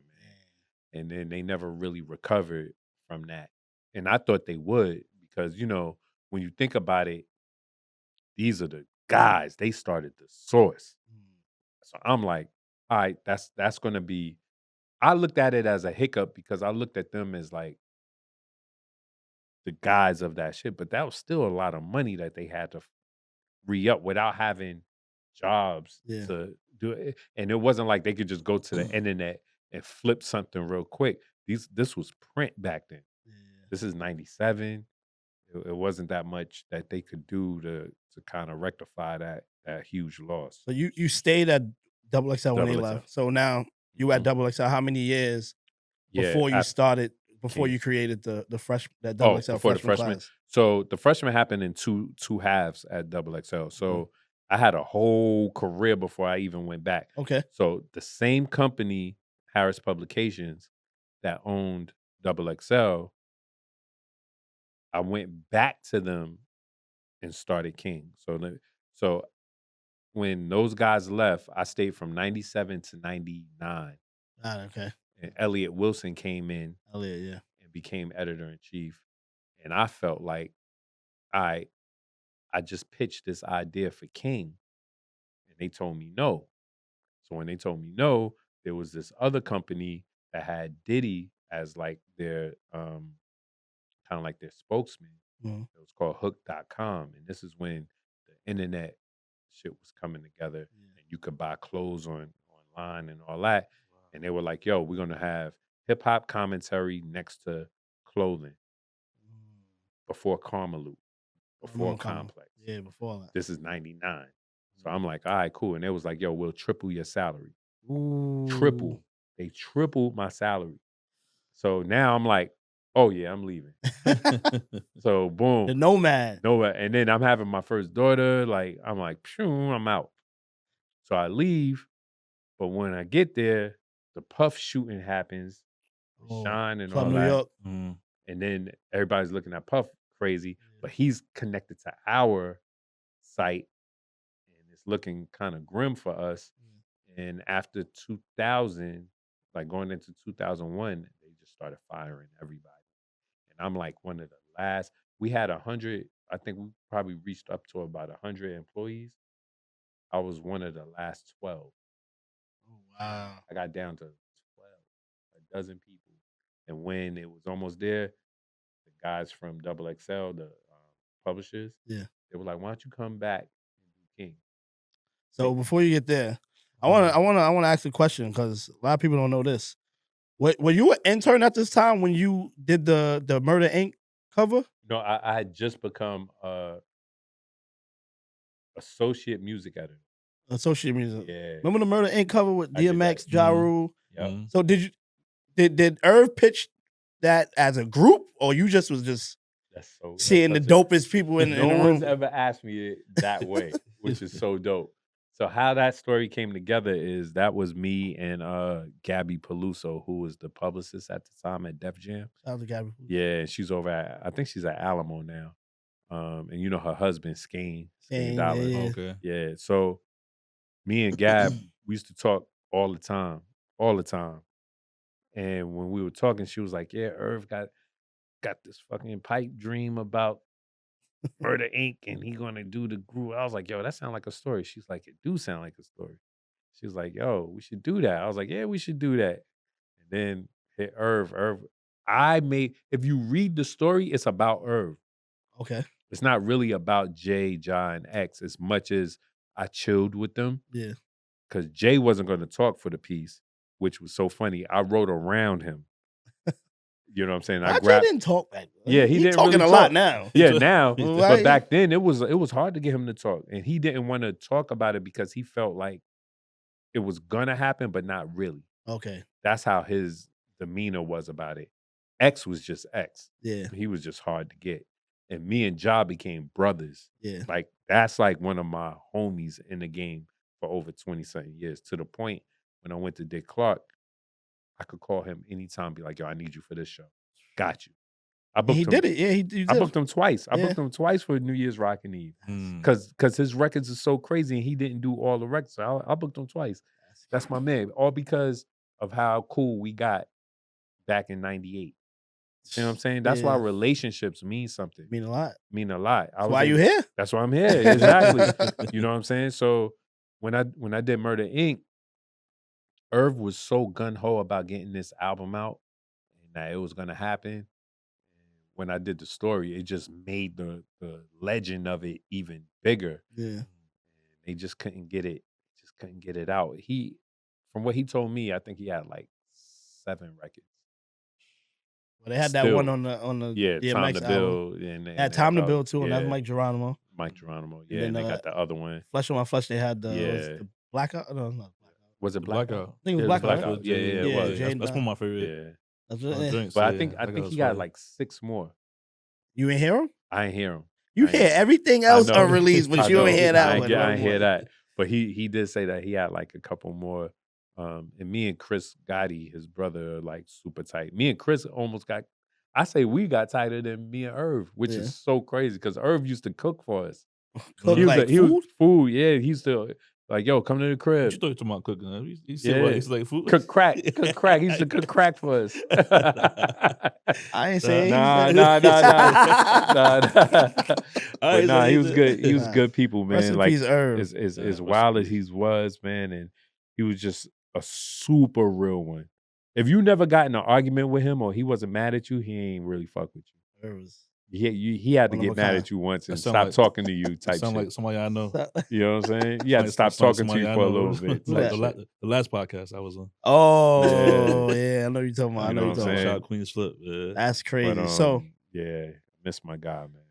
so But then yeah, so- that piece put me on. that was your second cover. That was my second cover. Go ahead. second yeah. cover. That was my second. You I think remember your the first first one, Cannabis. Yeah, me and Cannabis Cannabis. we was at each other's throats. Uh, We was about Was to this get, second round knockout Cannabis? Or this- Yeah. So- to the point where it got ugly.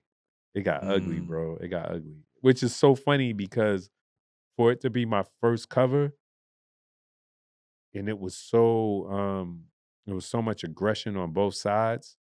Well, where it came from though? What was the tension? It came from him supposedly not wanting to talk about LL Cool J. But then while I'm interviewing him, he brings LL up. So then I'm like, oh, he must want to talk about L. So I was like, oh, so how'd you feel about that? And he started talking about L. He was like, I thought I said I didn't want to talk about that shit. Like, you brought him up, right? You brought him up. Wow. You know what I'm saying? So That's then jokes. we was about to get it on there, but how we met, we was about to fight. Wow. We was about to fight at it was so crazy at the Webster Hall. Wyclef was doing like this song, the John Lennon songwriting event that they used to do every year as a fundraiser. And I just happened to go to the bathroom. I'm a little lit. I go to the bathroom. I'm walking back to the area to go to the seat. And as I'm walking back, I look at the VIP door and I see Cannabis and his security arguing with the venue security. And venue security is like, yo, y'all ain't getting in. Y'all ain't getting in. And it was like, what? So I went up to security, like, yo, you know who that is? That's Cannabis, man. Yeah. Yo, you gotta let him in. He was like, yo, you see, I'm supposed to be on there because he was supposed to perform with Wyclef. So the security was like, I'm letting him in, not him, meaning his security. Yeah. So security had to stay out. He lets Cannabis in. Me and Cannabis walking, and I was like, oh, yo, Cannabis, man, what's up? I'm Datwon, man. Like, as we're walking, we getting by these steps.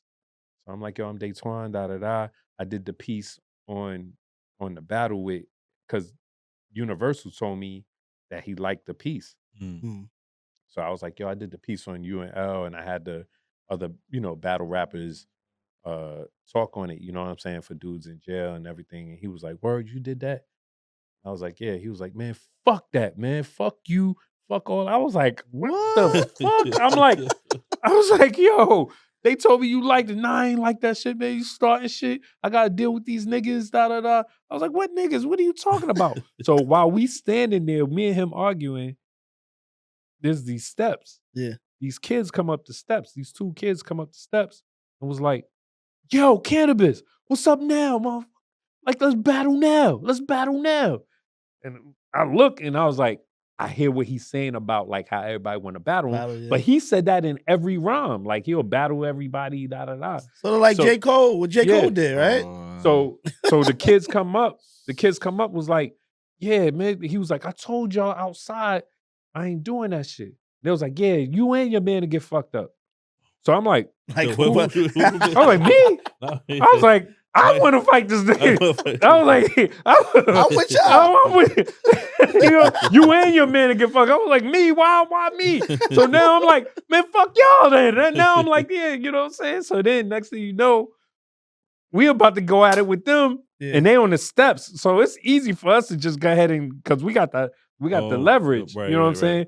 Right then, man, you can hear security. Yo, code red. Security calling for more security.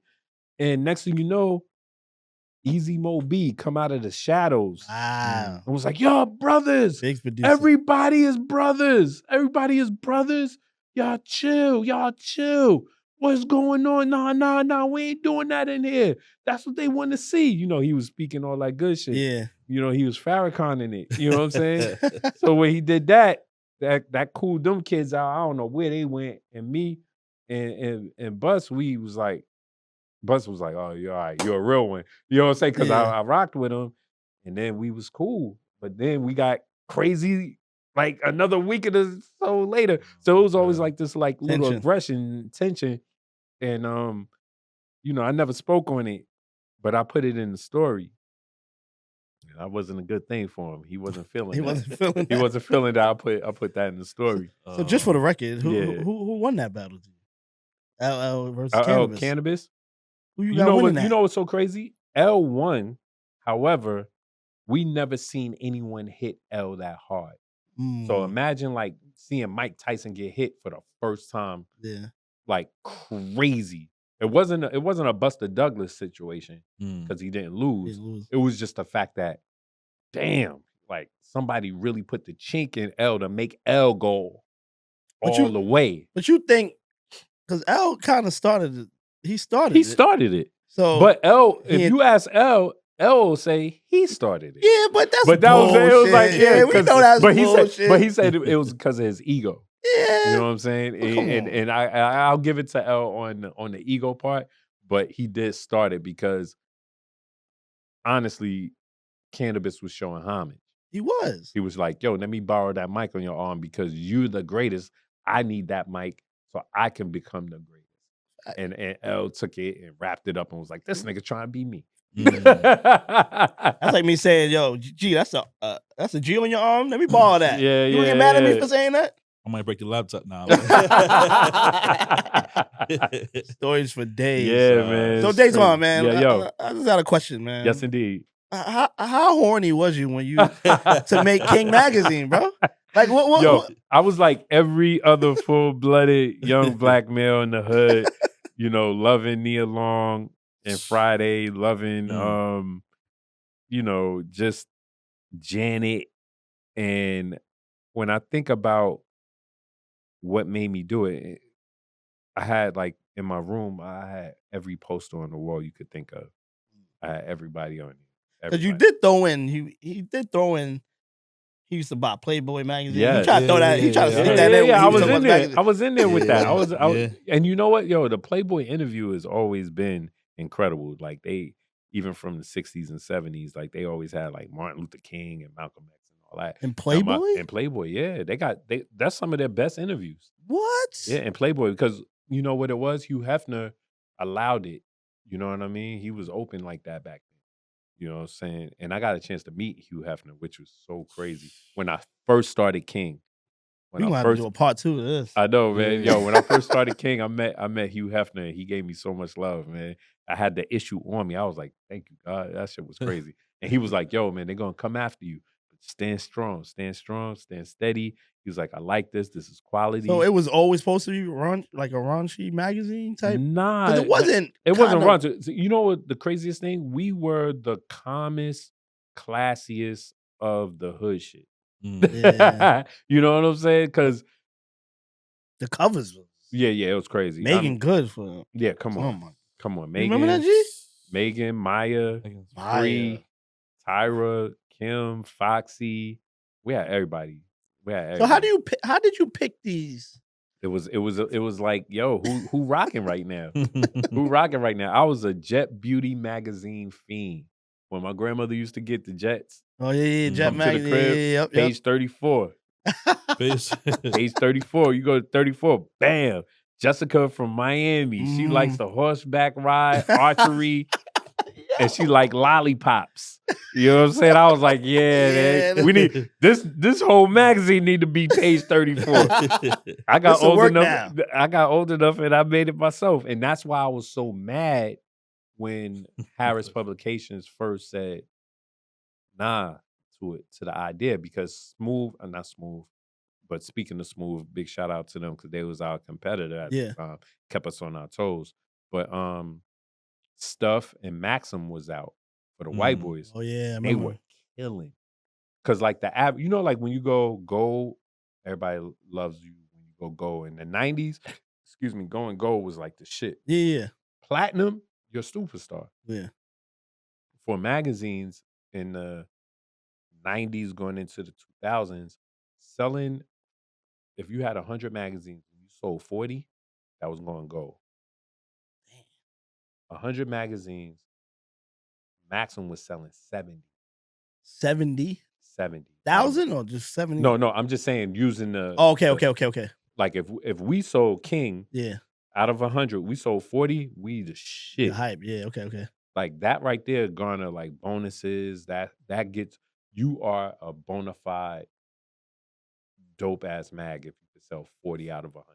Wow, Maxim and stuff were doing 70. easy. With their eyes closed, with a bad cover, Yeah. with a whack broad on the cover, they was doing 70, which was unheard of in magazine terms. Yeah, Like that shit just didn't happen. So for us to do well, like there was times when, like, I think Free from 106 and Park, we finally got her after like 3 years of me grinding, just trying to get her. Finally got her. I think we sold 55. everybody wants to see Free. It was 55 out of 100 is like you not seeing that every month. You did 106. You did. This is Roxy in them, right? Yeah, why you don't? It's about me. My story's over, man. We had to talk to this guy. I was just saying, the 106 and Park show. I was there twice. I played twice. Free wasn't there though. Nah, I wish. I played for the Roxy, Terrence J era, and I played for the Bow Wow. Wow, Yeah, Oh, yeah. yeah. I did Freestyle Friday doing both. I think I That saw. was dope. Yeah, I can't remember. I'm trying to see. I know a lot about you, but Yeah. I ain't trying to give up all my secrets. But nah, it was the idea came from the readers actually. Because when I was at XXL and I was a junior editor when we was first starting, I had the upfront section, which meant like I had the section where people would write in. This is before email and all that. Everybody would write in about the previous issue. And when they would write in about the previous issue, you pick the best letters about that issue and you put them in the new issue to talk about the last issue. Oh, that's how. You see what I'm saying? Yeah, That's how we used to do. So I used to stay after work. I used to get off at 6, but I used to stay till 9 at least and go through boxes of letters. And I remember, y'all remember Miss Info? Yeah, I remember Miss Info. Shout out to Miss Info. She was our manager editor. She used to look at me like, yo, you really gonna stay and read all that shit? Like I was like, yup. Because I used to think like, I remember being such a fan of something I never wrote in, but I would if I wanted to, because I love something so much.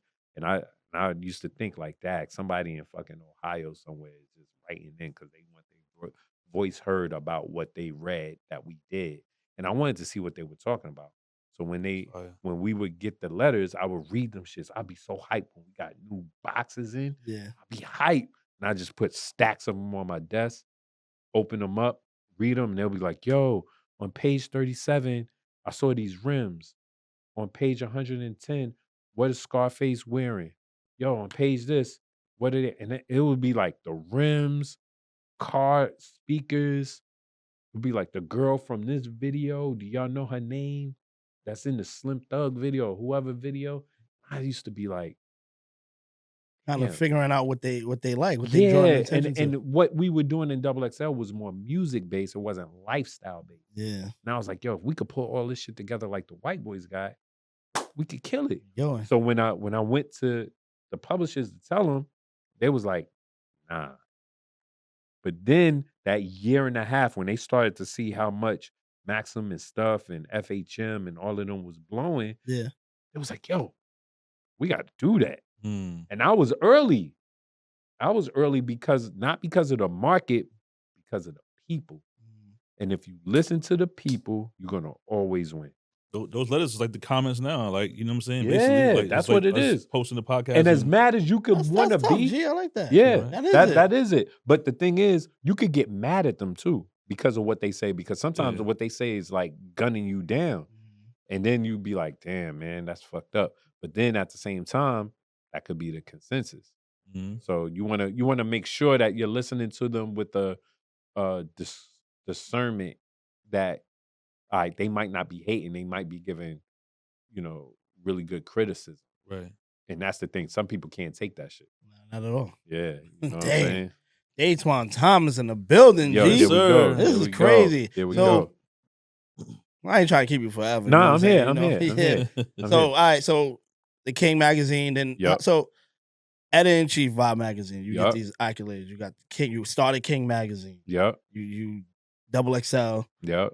Freshman. All that. freshman. You did the freshman cover. You created the freshman cover. Yep. Talk about that real quick for a little bit. Like, So basically, so I do King for like 8-9 years. Then at the same spot, what you call it was there too, because we had XXL down the hall, we had Slam magazine down Yeah. the hall, we had Scratch magazine, the DJ joint Remember that down one? the hall, and then we had King. When we closed King, I was editor-in-chief of XXL because Elliot left.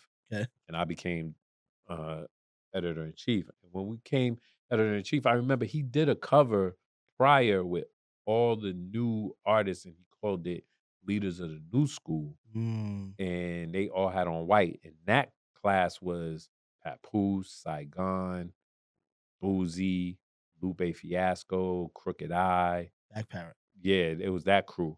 But he called it Leaders of the New School. My thing was, I had heard that didn't sell as well. And I think it was more so because of how they looked, not because of the talent. And because of my expertise with King at the time, I knew how to package and market certain creative ideas with multiple artists. Gotcha. So I was with my grandfather too. I went to go visit him, and we was talking about like his days when he was in high school, him playing football and stuff. And he started talking. He was like, "Yeah, I was good as a freshman. Like, you know what I'm saying? Yeah. Like, I was nice as a freshman." And I was like,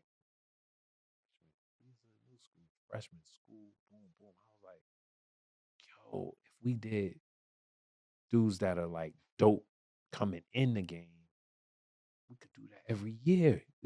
Every year there's freshmen. Facts. That's it. You can't be a leader of the new school every year, Yeah. but you could be a freshman every year. And I was like, Class. yo, this is it. I was like, we got something that could recur every year and kill, and we could get a new batch every year. Oh man! So I went back, and they told me no. They was like, nah, that the one Elliot didn't win. I was like, this is me. This is me now. Elliot Elliot ain't me. I was like, yo, this is me though. Like I know how to make certain shit win. I was like, yo, I can't do this. I quit. Word That's up. it. It was like, oh, you serious? I was like, I'll put my check on it. When you start talking like that, when you start talking about money, giving up money and shit, I know that was like, oh, wait a minute, what? Yeah. So they was like, all right, go ahead. The shit fuck up. It fuck up. Took off. Shit took off. And the one thing that I did that was different was when I did the freshman, what I did was I was like, I want each freshman to do a rhyme. We're going to put it on YouTube. Was brand new at the time. Brand new. And I was like, we're going to put it on YouTube, but we're going to cover their face. So you got to get the issue to find out who was rapping. You see what I'm saying? That's ill. So Kid Cudi, he had the Bape hoodie that zipped all the way up. Oh, yeah. So he rapped through the Bape hoodie. Blue, he had his back to the camera. Currency, he had the Nolia. You know, he from down south. So he had I think he had like a Nolia bandana around his face. Yeah. I think Asher Roth might have covered his face with his hand. I just wanted it to be different. Yeah. And then next thing you know, that became known as the XXL Freshman Cypher. But to make those things matter and make them work, you got to pick the right people. Yeah. And I left after the first one. But the second one, I had left a note on my desk. And I was like, yo, y'all should look at J. Cole. Y'all should look at Meek Mill. Y'all should look at this one, because that's when Russell came and got me. Okay. I just left like a couple of names. So they could keep that? That's your idea. Like they could just. I got the IP. I made it under them. Oh, okay. Which was messed up because that happens to so many Black people in these white environments. Yeah. We come up with something that changes the game. We don't own it. And then you try to go back and get it, and they be like, you signed here. Signed that right there. Dang. And now, like, look, XXL was sold on the basis of the freshmen. True. That company that I made it under, Harris, sold it because the company that bought it wanted the freshman's joint so they could promote on their radio stations. They had like 100 and something radio stations, and they felt like getting that youth market, they could promote to them on the radio stations, sell tickets to those shows and shit like that. So it makes sense.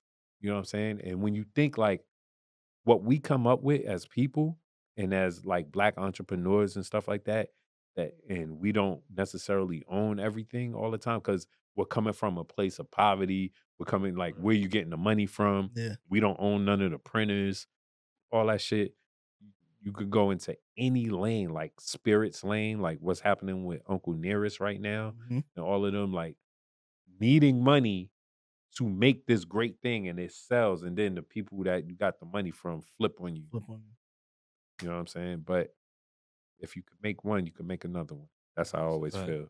But that's what I'm big on too. Like I be preaching to like the young people and then even the schools. Like hopefully they continue to change. I think we need more of these type of classes or courses in the schools. Oh yeah, You know what I mean? Like I feel like at a certain point or a certain grade, all right, you understand how to read, how to comprehend, how to do math. After that, like you gotta start putting some of these classes on entrepreneurship in the school so we won't get tricked like that, or like won't have to go back and try to come back to. And now, I think now it's even iller because if you're going through that, you could go to Chat GPT and be like, "How do I structure this?" Go to Claude. How do I structure this? These kids got it made. Like for me to do that, I had to go through mad lawyers to find the lawyer that fit me. Right. And that had to come from one of my mentors, my man, Selwyn Seifu Hans, who was the editor-in-chief of The Source. And this is what makes him such a great human. He was our competition, and he saw my cannabis story and was like, "You got talent." And he was like, "Yo, this is what you're supposed to do. You're supposed to reach out to this person, reach out to this person, reach out to this person, get your business right." Because I was telling him, I was like, he was asking me certain questions. I ain't know the answers. I was like, I don't know, I'll just be writing, bro. He was like, nah, you can't be doing that, man. He was like, yo, you got to set your shit up, man. What the fuck you doing? And I remember one night, and I tell him this story all the time. He's going to bug out. I remember one night, I'm popping. Story done came out. I got the city on fire. I'm walking past newsstands. I got a couple mags out. And car companies would just throw you cars. And at the time, they was throwing out the new shit. So I got the new Z out. Nobody's seen it yet. I'm just coming off Flatbush Extension. I'm at the red light. I'm blasting something ignorant. Windows down. Yeah. He was at the next car looking at me like this. Why? Why? He's looking at me like, why you do like, yo, calm it down, man.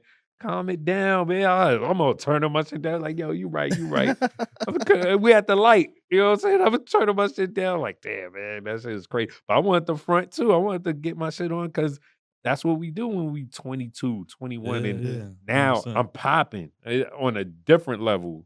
That's what I was gonna ask. When at what point did you realize, like, yo, I'm lit out here? Oh man, it was. Was it a moment, like a key moment when you was like, yes. "Oh yeah, I'm one of those"? Yes. Let me hear that. I think it was. Let me see which one. That was one, but probably when I got called by Nike, and the Jordan people was like, "Yo, we're gonna fly you out to Portland so you can see the new line, and we're gonna put you up." And then I go out there and meet Michael Jordan and shit. You met MJ? MJ. But then later, I ended up meeting him with a bunch of journalists in Chicago. And I got to high five Michael Jordan on the United Center floor when he came in to greet us. I was supposed to go to the back of the line when they call your name on the thing. Was the music playing? Yeah, they had that playing. They had that shit playing. Interview's done, man. Yo, done, man. No, I'm gonna be real with you. This is the craziest shit ever. This is when I was like, yo, I'm kind of lit. I was supposed to go to the back of the line because I was like the fourth one called. I was supposed to go to the back, but I was like, man, fuck that. I'm gonna go to the front because Mike gonna come. If he come in, I was like, they didn't tell us he was coming, but I was like, if he comes in, I I'm gonna be first. Yeah. I'm not going to fucking fourth. Like, fuck out of here. So I go to the front, and the person that was in the front was like, damn, man. I was like, man. So Mike comes. First person he see, he was like, hey. I was like, ah. High five Mike. So boom. I'm talking shit to Michael Jordan because they gave us a shoot around in front of him, but he had on hard bottoms and a suit to talk to us. So we was gonna do the shoot around. Bobito was there, my man Scoop Jackson. There was a couple of people there. I think Hawaii Mike was there. So we did, it's about 12 of us or whatever, shooting around in United Center. For some reason, my shot was on fire. I couldn't miss shit. I couldn't, but even Bobito was like, yo, dang, I didn't know you was nice. I was like, me neither. Yeah. I didn't know I was this nice. Like, I'm shooting because Mike is there. I'm like, I'm killing. Mike was like, okay, all right. I was like, yo, Mike said, all right to me. I just shot. I was so fucking hyped. So boom, we all sit and we get a chance to interview him. We interviewing him and shit, and he talking and stuff. He was like, yo, Mike, man, come on, switch out, man. Let's get it. I'm like, yo, let's get it. He was like, y'all don't want that. He was like, y'all don't want that. He was like, boy, what I'm going to do is I'm going to chill with y'all tonight, go to dinner to my new spot. He had like a new restaurant out there. So we go to the restaurant. We all get there. He's chilling on the side, smoking a cigar with some dudes, chilling. He was like, yo, y'all go to the back. He had the whole shit in the back set up for us. A special room in this new restaurant, right? I think it was called 212 or some shit. So we go in the back. All of us in New Yorkers, basically. It was almost everybody was in New York except Scoop. So we get back there. You know, we Knicks fans to the heart. Yo, Mike comes in with the cigar. And he was like, yo, we're the Knicks fans. I was like, we right here. Yeah. We right here. What you talking about? What you talking about? Come on, G. We represent. So, yes, I'm repping with Mike. I'm going hard for Knicks. I get up, and he was like talking to us. So I was like, yo, who's the Knick that gave you the hardest time on defense? Who's locking you up? Who's locking you up? He said, Nobody. He said, somebody locked me up. What's this guy? He was like, what's this guy talking about? Somebody locked me up. I was like, come on, man. He was like, you know what? I'll humor you. He was like, John Starks was a problem for me. Because he dunked on that ass. He said he was a problem for me sometimes. He was like, other than that, nobody else can hold me. So I'm arguing with him. I was like, you bugging, man. I was like, I know Mason hit you in the chest or something. He was like, because I was like, I remember Mace used to like, he would go around Mace. You know, if you watch the games, he would go around. He wouldn't go over there. And he was like, come on. He was like, oh, stop it. He was like, yo, who is this guy, man? Yo, so there's a picture. You sound like him. That's how he would try to talk. Yeah. This is my man. But this is I'm doing this with Mike in his face. Like, man, you bugging, Mike. He would do the same thing. Yo, I know. And after a while, I was like, yo, I'm wilding because he's like, yo, who is this guy? This guy's crazy. There's a picture that my man took with a digital, not a digital, with the Polaroid. Nah, you know.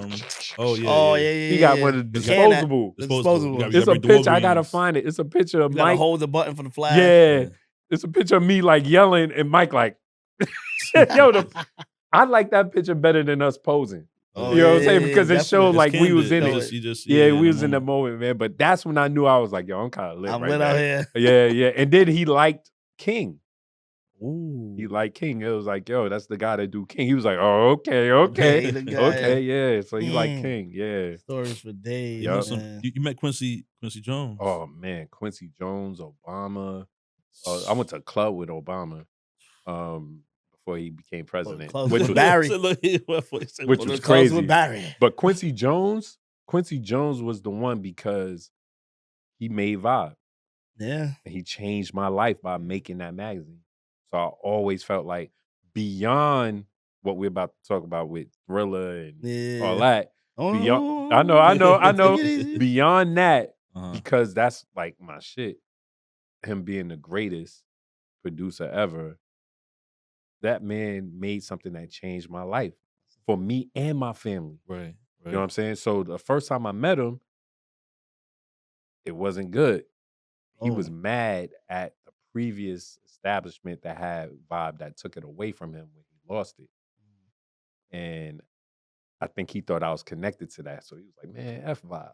I was like, my heart, yo. Dropped. Imagine your first time meeting Quincy Jones. He say, what up? Everything's cool. I'm Datwon for Vibe, man. F Vibe, man. Fuck outta here. I was like, oh, I was like melting and shit. I was like, but I had to keep face because nobody heard him. Yeah. Only I heard him. So everybody's looking around. I'm like, I'm crushed. I hurt. And everybody is having a good time dancing and stuff. And they're like, oh, you mean it? I'm like, no. This nigga just shitted on me. So then he got kind of cool because he realized what he did. You know, he an older guy. You know what I'm saying? And then he was like, yo, you know if they got ice cream here? I was like, I don't know, man. He was like, because we in a spot, not like a food spot. We was in a spot where they had like an after party. Okay. So he was like, yo, you know they got ice cream? I was like, I don't know. He was like, yo, come here. He was talking to one of his people. Yo, I need some ice cream. He needs some ice cream too. What you want? I was like, I just whatever Vanilla? he getting. They was like, yo, they don't got ice cream here. He was like, yo, y'all got ice cream. Just handle it. That's crazy. Yo, when I tell you 5 minutes later, a bowl of ice cream came. Simple, just like that. Just like that. That's And they was like, yo, level, do you man. want some? I was like, nah, I'm good. This nigga just shitting on me. I'm like, I'm actually trying to get away from him right now. Yeah. But then he started asking me like, what, because you know, that's his thing. Like, what's your zodiac sign and stuff. So then that was 2018. Okay.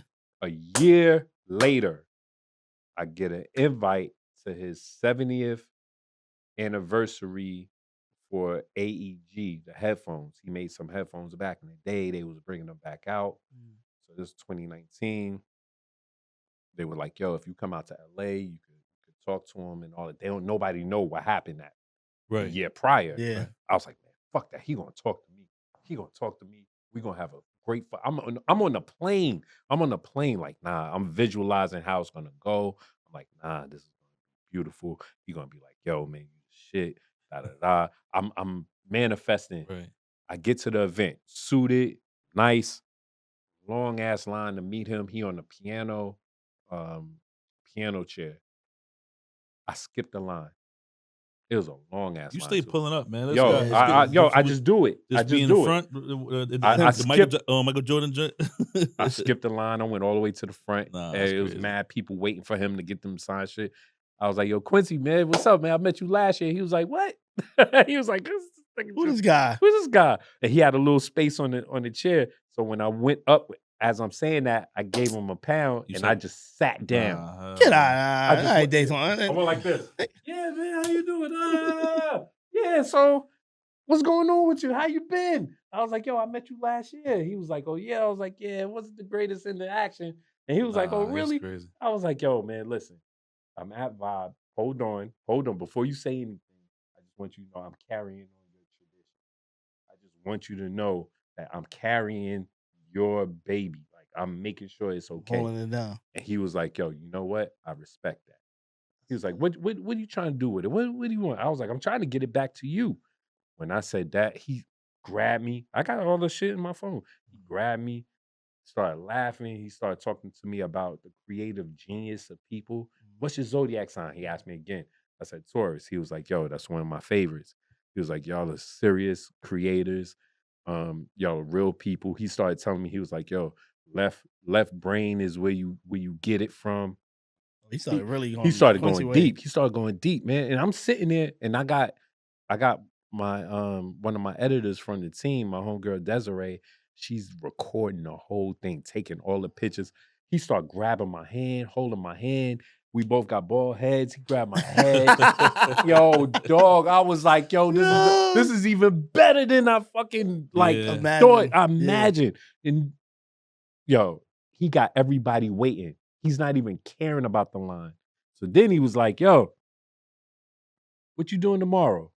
I said, get the fuck out of here. Quincy Jones. He said, what you doing tomorrow? I was like, I'm good tomorrow. Yeah. I'm shit. Whatever I had, it was done. Plans are canceled. He was like, Adam, the president of his company is my man, Adam Feld. Okay. Adam know this. Adam was there. He was like, yo, Adam, come here. He coming to the office tomorrow, meet with us. We want to talk about Vibe. He was like, yo, Adam will get you right. That's crazy. Shook his hand, gave me a hug. He was like, much love. I mean, like, that was like a 10, 15-minute joint. Wow, he didn't even care they was trying to move people over. He did not care. He wanted to talk to me. So do you understand what it feels like right now that I'm back at Vibe? I'm merging it with Rolling Stone. Yep. We're about to put out the print issue. We're bringing it back. It'll be the first print issue in 14 years. He passed away before I could do it. I'm super tight with his son, QD3. We work on different projects together in the producing world. You know, one of the beef DVDs, right? Yeah, yep. That's my man. It's like I used to sit on my mom's couch in the living room. I would choose. She used to think I was crazy. She'd give me money to go get a hero. I used to choose the magazine over the hero. I'll come back home and make a peanut butter and jelly sandwich so I could read Vibe. So to do that, Full circle. to full circle, to sacrifice. I used to do it all the time too. Like if I had money on me and I was hungry, I'll get the magazine before I eat. I'll just be like, yo, I'll wait till I get home. Somebody gonna have something. I'll get some Chinese food. I'll get 4 rings of fried rice. I know I'll be good. I would do that just so I could have the new issue. You know what I'm saying? Yeah. Because you couldn't go online and see the shit. You had to buy it. So to be that kid that sacrificed that, and then to carry on Quincy Jones' legacy in every fight that I've had with every establishment, even to this day, the establishment that I go through to deal with a lot of bullshit for this shit, I know why. Because what he did, and I saw his passion, I understood from him, his own words, how much he loved it and why it was taken from him, and how he felt when it was gone, and how he always wanted it back. So I'd be like, damn, man, this black man did that. He went up against every structure to make something for us, to show us. So I'm like, nah, man, I'm gonna do it. You know what I'm saying? Even though I don't own it, my heart in it though, you know, for the next generation. That's where we at now. Now you're editor-in-chief. Yeah. You merged with Rolling Stone. Yep, we with Rolling Stone. And right y'all about now. to release the It's gonna be first print out in 14 years. 14 years, man. We just I can't tell y'all who on the cover, but Dang, I was about I know, to do that. I See, know. man, interview over, man. y'all gonna respect it though. I'm waiting for that. Yeah, y'all gonna respect it, and this will be the first one in 14 years. I'm like, I can't believe it, because the whole time when I got back to Vibe in 2015, I was editor-in-chief from 2015 to 2023, and then I just got back there in October of last year, and that whole time that I was there, we couldn't get a print issue done. So I felt like, damn, man, I ain't do it all the way. Is it because the climate? Like people not gonna buy? They think they're not gonna buy. Well, it it was or the something? climate because of the budgets at the Budget, time. You know, 2015, we was just like, all right, the company that I joined that had Vibe, they just had enough money to buy it. So they didn't have the extra money to make the print. And then right when we was about to get the money for the print, COVID happened. And then we got to go through all COVID. And then I leave. And then when I went to Dick Clark, that's when they was like, oh, yo, they might get bought again, which it did. Got bought again. And these people are on some like, all right, merger with Rolling Stone. Rolling Stone got the print bed for it. Let's make it happen. That's crazy. So here we go, man. And then somehow I get brought back in as a strategic advisor, and I was able to gotta be, make but it they work, can't do man. it without you. Yo, man, I can't do it without you, Datwon. You know what I'll say to that, man? I'll say, like, for some reason, this brand keeps calling me back. This is my 4th time at Vibe in my career. That's crazy. If I count my internship, because it was 96 to 97, and I came back in 2010 to 13. Then I left. I came back in 15 to 23. Then I came back in 25. It's 4 times, bro. Like, why does this keep happening to me with this brand that I made the first phone call on the payphone, and that was my entry. You know what I'm saying? So I respect it in a different way. This is crazy. Yeah. Oh man, gee. This is what we. This is why we got him up here, G. Before you He got out of here, it. He got it, man. I got two things to say real quick, and then we can get up out of here. Yep. But I appreciate you for coming on. Of course, definitely man. appreciate you for coming. We do this. G, I know you appreciate it. Yes, all the way. And, you know, I appreciate y'all. I definitely want to say, you know, that I'm not sure when the episode gonna come out, but yeah, sidebar, the Cavaliers won. I know you know we was talking about that. Fans, I like that. I like that. We was talking about that. I ain't gonna tell you the Lakers score because I don't like it right now. But just one more question before I got a story I want to tell you. Yes, quick. indeed. Let's do it. And then we'll get to the vinyl tape. But okay. Vibe the show was that y'all? That was us. I was there as an intern when it started. When it started? Yep. Chris Spencer was the host. Wow. And I remember I remember like being an intern and everybody being so hyped about going up against like because it was Dumb and Key and Ivory Waynes, right? Yeah, they came out at the same time. And Magic Johnson came Oh yeah, I remember the Magic Johnson. And Chris Spencer, who's my man now, but he was the original host as a comedian. A lot of people didn't know him. Yeah. You know what I'm saying? That was why, the only and then thing. Got Sinbad. So then they switched mid-season and got Sinbad.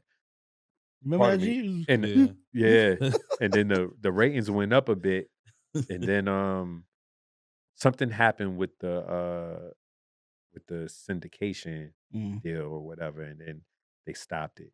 But they got a couple of dope ass moments with Usher and a couple of other people that really made an impact. But I think about that time because that was different for a black magazine to come out and get into late night.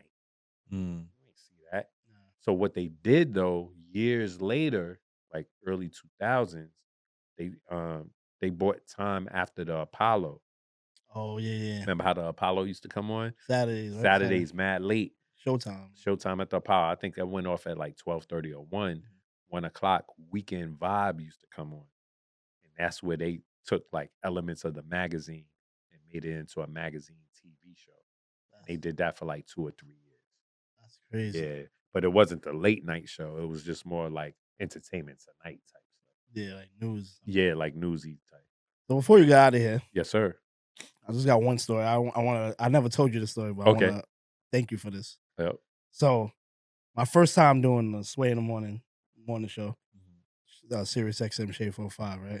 First time. I think you was the first person I called when I got the yo, they're gonna air it tomorrow, right? They probably you harass me every 5 minutes. Shout out to Kelly Kincaid. Kelly Kincaid, man. She's the best. She's my angel. But she emailed me around it had to be 12:30, G. I called G. I'm like, yo, G, they're gonna air my joint tomorrow. They're gonna air me tomorrow. I'm on the show tomorrow.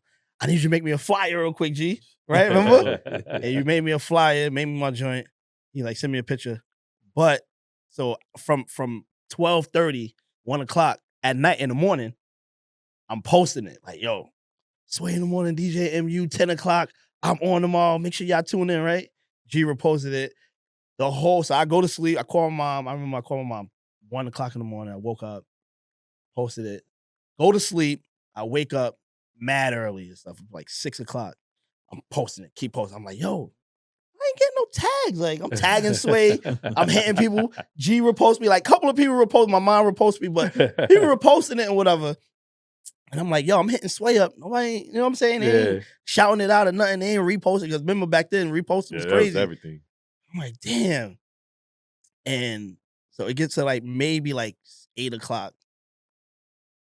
Datwon reposted my joint. He didn't repost it. He screenshot or whatever and put it on his page and wrote, yo, DJ MU on the Mighty Sway and tag Sway, right? I'm like, oh shit, Datwon just reposted my joint. And I'm like, thank you. I'm just hyped, but I'm like, you know, nobody reposted my joint. Sway ain't hitting me. And I go on Datwon page. No, I go on Sway page. And Sway reposted Datwon joint. Yeah, of course. And I'm like, look at this. Let's go. I'm here. There you go. I'm here. There and you then go.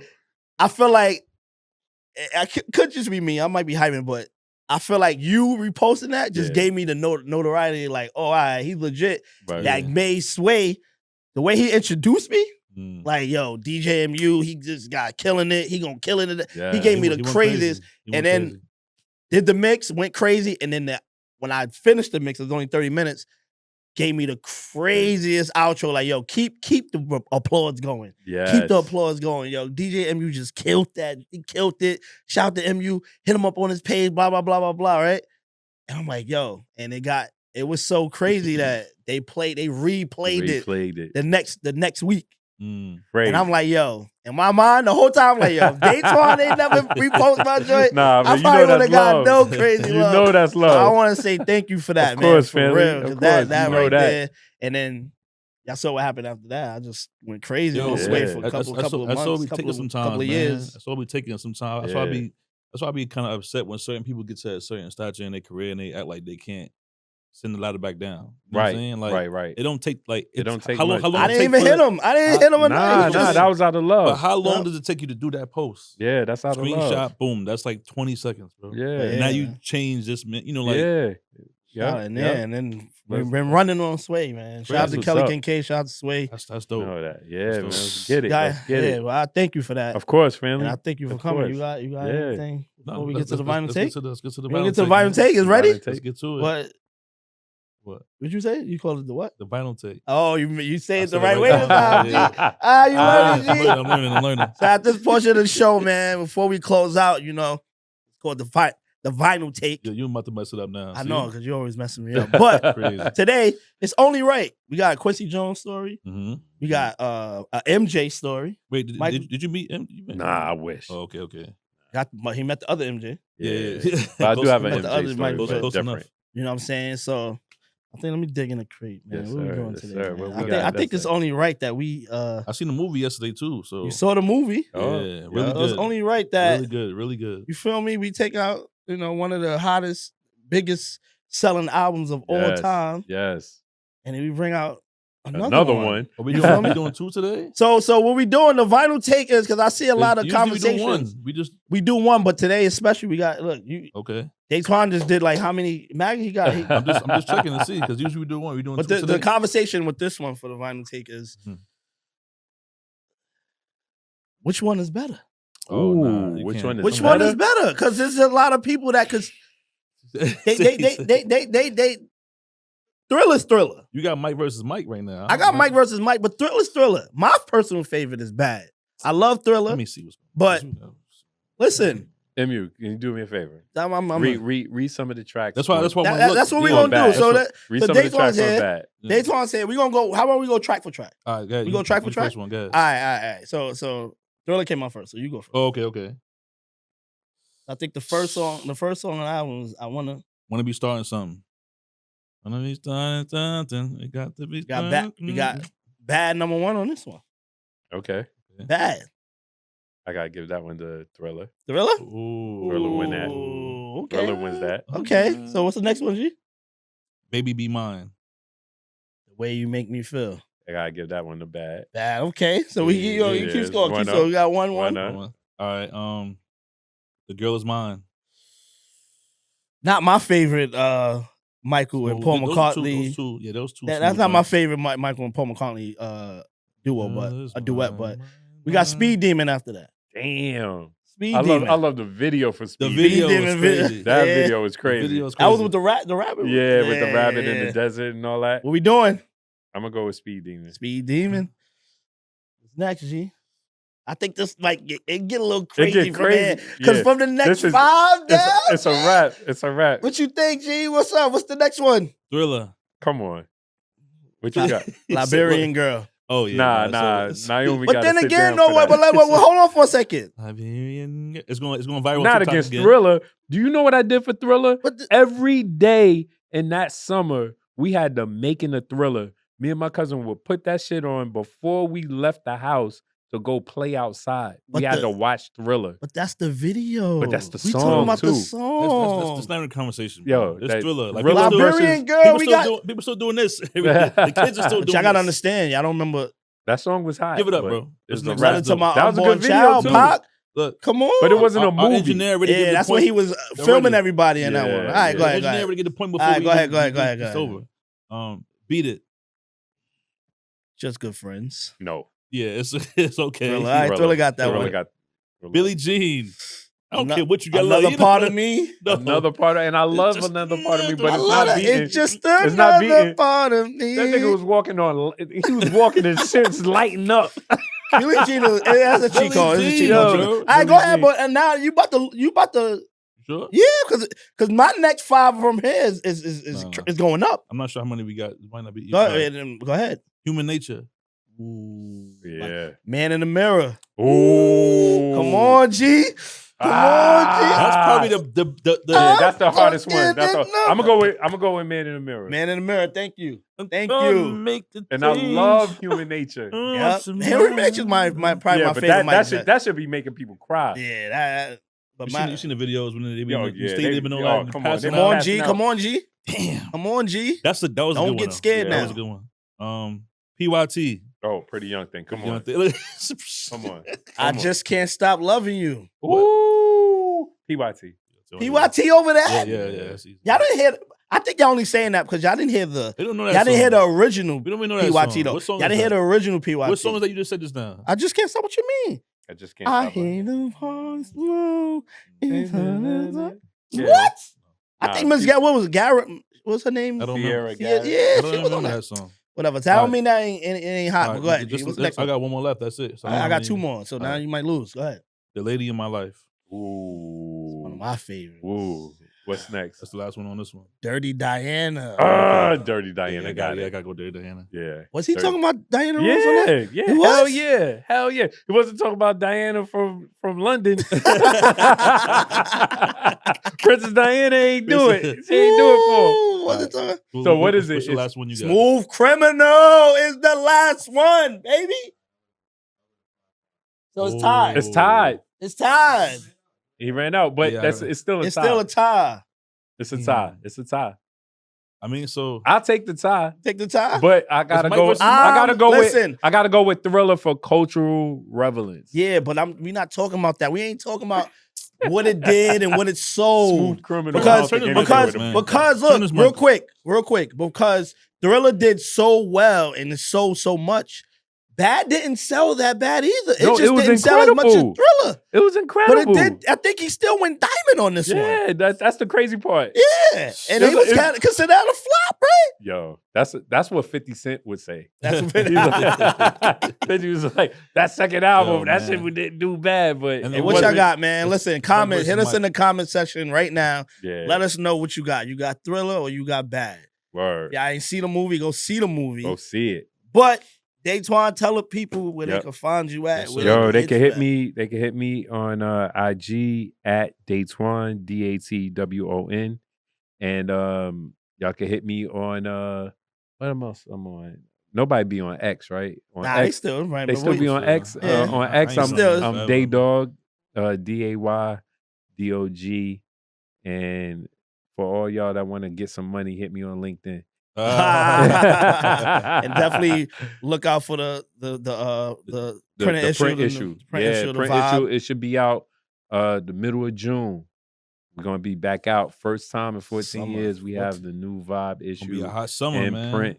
It's fire. Y'all gonna Gonna be a love hot the summer. cover. It's dope. It's dope. I'm excited, and it's in the honor of Quincy Jones. That's hot. Yes, That's indeed. hot. This is the DJ State of Mind podcast. Thank y'all for Yo, having me. G-Money. Thank yes, y'all. sir. Thank y'all. At DJGMoney official on Instagram. At I am DJMU on Instagram and at the DJ podcast. On my phone. At the DJ State of Mind podcast. It's okay. On all platforms. We still gonna working be the here. crank. Well, it's gonna be down here. It's gonna be down here. So you're gonna do it. Yo, but man, shout out to Studio 11 one time, of course, yes. for hosting us here and staying extra overtime hours. You know, we gotta they're gonna invoice us. You're gonna take care of that. We're gonna take care of that. Yeah, make sure. But that's why we want to thank you for coming, thank man. We y'all, want to man. give you your flowers because you Appreciate are, that. like I said, you are a celebrity. We're not giving you flowers, but we're gonna show up because we the roses. And that's I what we do. appreciate y'all, And this is man. the Thank DJ y'all. State of Mind podcast. Yes, Much sir. success to y'all. We here. Peace.